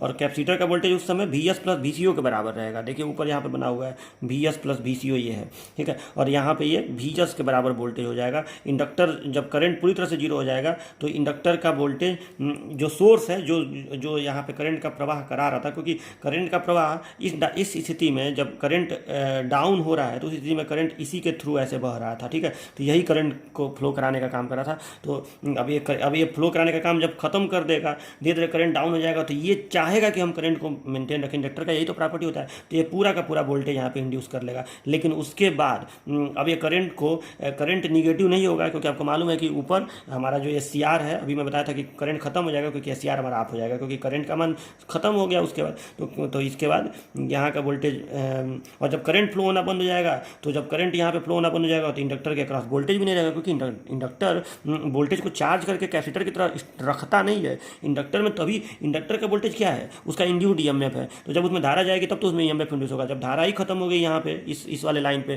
तो जब धारा खत्म हो गई तो इंडक्टर का वोल्टेज भी खत्म हो जाएगा। तो इंडक्टर का वोल्टेज जीरो हो जाएगा, और जीरो होकर जीरो ही मेंटेन रहेगा जब तक धारा फ्लो नहीं होगी। अब करंट फ्लो होना यहाँ से स्टार्ट किया, लेकिन अपोजिट डायरेक्शन में। तो अब देखो, अपोजिट डायरेक्शन में जब करंट फ्लो होगा, तो उस कंडीशन में फिर करंट अब ऐसे फ्लो होगा, इसके थ्रू ऐसे करंट फ्लो होगा। तो इसके थ्रू जब करंट फ्लो होगा, तो फिर ये जो वीएस वोल्टेज है तुरंत इंडक्टर के क्रॉस आ जाएगा, ठीक है। तो इंडक्टर के क्रॉस, क्योंकि फिर वही चीज़ होगा कि करंट का जब शुरुआत में करंट फ्लो होता है, तो तुरंत इंडक्टर का एक क्रॉस मैक्सिमम वोल्टेज आता है, और उसका धीरे धीरे जब करंट उसमें स्टेब्लिश होने लगता है, क्योंकि इंडक्टर की वजह से करंट को फुल होने में समय लगता है, ठीक है। तो यहाँ पे ये जो करंट है, इसको फुल होने में थोड़ा समय लग रहा है, मैक्सिमम होने में, ठीक है। तो जब ये मैक्सिमम होने में समय लगेगा, जब मैक्सिमम हो जाएगा, तो इंडक्टर का वोल्टेज जीरो हो जाएगा। तो यहाँ पे करंट इस ब्लू लाइन पे मैक्सिमम हो रहा है, तो ऐसे ऐसे इंडक्टर का वोल्टेज अब मैक्सिमम से, मतलब वीएस से ऐसे जीरो यहाँ पे हो गया, ठीक है। और जीरो से फिर ये अब जाहिर सी बात है, जब ये जीरो हो गया, उसके बाद अब करंट डाउन होने लगा। तो करंट जब डाउन होने लगा, तो फिर इसको सपोर्ट करने की कोशिश करेगा। जब सपोर्ट करेगा, मतलब अब ये करंट जब इस डायरेक्शन में डाउन होने लगा, तो ये अपना प्लस ऊपर कर लेगा, नीचे माइनस कर लेगा। यानी अब ये पॉजिटिव में इसका वोल्टेज आने लगेगा इंडक्टर का। तो अब ये पॉजिटिव में वोल्टेज आएगा, तो ये ऐसे ऐसे बढ़ते बढ़ते बढ़ते बढ़ते, और फिर ये कहाँ तक पहुँच जाएगा, VS प्लस VCO के बराबर, ठीक है। और उसके बाद फिर थोड़ी देर के लिए ये ऑफ हो रहा है, ये जो CR है वो ऑफ हो जाएगा। देखिए यहाँ पे करंट फ्लो होगा ही नहीं, तो करंट जब फ्लो नहीं होगा, तो उस कंडीशन में यहाँ पे ये जीरो हो जाएगा पूरी तरह से, ठीक है। और जीरो होने के बाद फिर अब उसके बाद तो एक चक्र पूरा हो गया ना, यहाँ पे एक चक्र पूरा हो गया। तो अब यही साइकिल फिर यहाँ से रिपीट होगा, ठीक है। तो यही साइकिल यहाँ से ऐसे रिपीट होगा, इस ब्लू लाइन पे मैक्सिमम, फिर मैक्सिमम से यहाँ पे VS तक पहुँचेगा, फिर यहाँ से ये जीरो, फिर यहाँ से ऐसे, और फिर यहाँ से ये जीरो, और फिर जीरो से होते हुए फिर इस पे ऐसे मैक्सिमम, और फिर यहाँ से ऐसे जीरो, फिर यही साइकिल, यही चक्र ऐसे रिपीट होगा, ठीक है। तो इस तरह से आप लोग इसको बनाएंगे। और IS के साथ देखिए क्या होगा।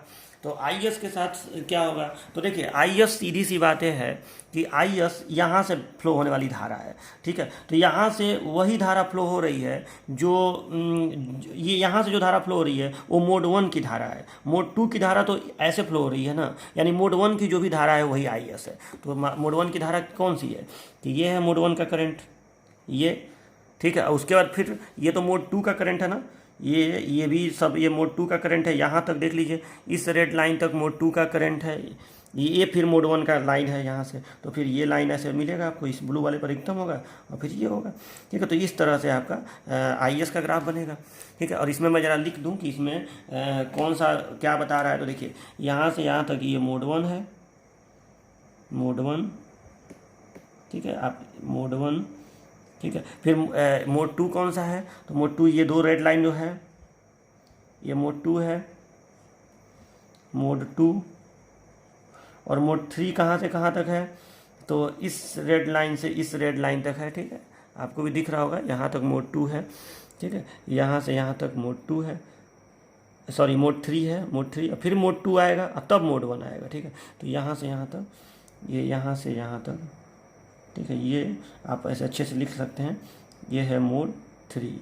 इस मोड में T1 ऑन रह रहा है, इस मोड में T1 ऑन, इस मोड में T2, मोड 3 में कौन ऑन रह रहा है, T2 ऑन रह रहा है, और मोड 2 में दोनों ऑफ रह रहे हैं, जिसको आप टी ऑफ लिख देंगे, ये टी ऑफ समय है, मतलब दोनों ऑफ ही रह रहे हैं, ऑफ टाइम है ये। तो इस तरह से ये सर्किट का ऑपरेशन होता है। तो थोड़ा सा वेब फॉर्म जो है आपको हो सकता है कि उतना अच्छा इसमें न दिख रहा हो, और थोड़ा, लेकिन आपको ये बनाना पड़ेगा, ठीक है। और मैंने सारा चीज़ यहाँ पे लिख दिया है, तो आप लोग इसको अच्छे से बनाइएगा। ये मोड 1 मोड 2 मोड 3 अलग से समझाने की जरूरत नहीं है, वो एक ही सर्किट में, या फिर आपको अगर अपने अपने इच्छा के अनुसार आपको समझाना है तो समझाइए, ठीक है। तो ये इसका पूरा वर्किंग प्रिंसिपल हो गया, और इसको आपको अपने कॉपी पे अच्छे से इसको साफ सुथरा बना के, ये सर्किट बना के, और मुझे पूरा उम्मीद है कि आप इतना बना के लिखेंगे, कुछ भी नहीं, शुरुआत में जो सीरीज इन्वर्टर के बारे में बताया वही बस लिख दीजिएगा, तो आपका हो जाएगा, ठीक है। इस इन्वर्टर का प्रयोग हम लोग हाई फ्रीक्वेंसी एप्लीकेशंस में करते हैं। मतलब जब हमको यहाँ पे हाई फ्रीक्वेंसी का मैंने कम से कम 200 हर्ट्ज या 500 हर्ट्ज या 1 किलो हर्ट्ज, मतलब काफ़ी हाई फ्रीक्वेंसी का जब हमको एसी चाहिए होता है, तो उस कंडीशन में हम इस इन्वर्टर का प्रयोग करते हैं, ठीक है। तो याद रखिएगा, हाई फ्रीक्वेंसी एप्लीकेशंस में इसका प्रयोग करते हैं। जैसे हीटिंग अगर आपको इंडक्शन हीटिंग करना हो तो उस समय हमको बहुत ज़्यादा हाई फ्रीक्वेंसी का एसी चाहिए, तो इंडक्शन हीटिंग में हम इसका प्रयोग करते हैं, ठीक है। मैंने यहाँ पे आप इसको लिख दीजिएगा, ठीक है, और इसको आप पूरा अच्छे से साफ सुथरा बनाइएगा। मैं इसको आपको बुक में दिखा दे रहा हूँ, जो मेरे पास पीएस बिमरा की बुक है। तो इस बुक में देखिए यहाँ पे इसका सर्किट बनाया हुआ है, और ये इसका वेब फॉर्म है, ठीक है। तो आप इस तरह से साफ सुथरा, मतलब हो सकता है कि मैं थोड़ा सा उतना साफ सुथरा ना बनाया हो, लेकिन सेम यही वेब फॉर्म आपको बनाना है। बहुत कुछ आप नहीं भी लिखेंगे तो चलेगा, ठीक है। यहाँ आप देखिए -VCO, ये VS + VCO तक ये इंडक्टर का वोल्टेज है जो चार्ज हो जाएगा, ये IS धारा दिखाया गया है, ठीक है। तो इस तरह से आप इसको अच्छे से बना लीजिएगा। चलिए, तो ये काफ़ी लंबा वीडियो है, थोड़ा सा एक कॉम्प्लिकेटेड टॉपिक है, इसे लंबा हो गया है। अब नेक्स्ट टर्म पे मैं मिलूंगा पैरेलल इन्वर्टर के साथ, और वही इन्वर्टर का लास्ट टॉपिक होगा, तो आप इसे नोट्स में लिख जरूर लीजिएगा अच्छे से। चलिए, तो मिलते हैं नेक्स्ट वीडियो लेक्चर में, तब तक के लिए बाय बाय, टेक केयर।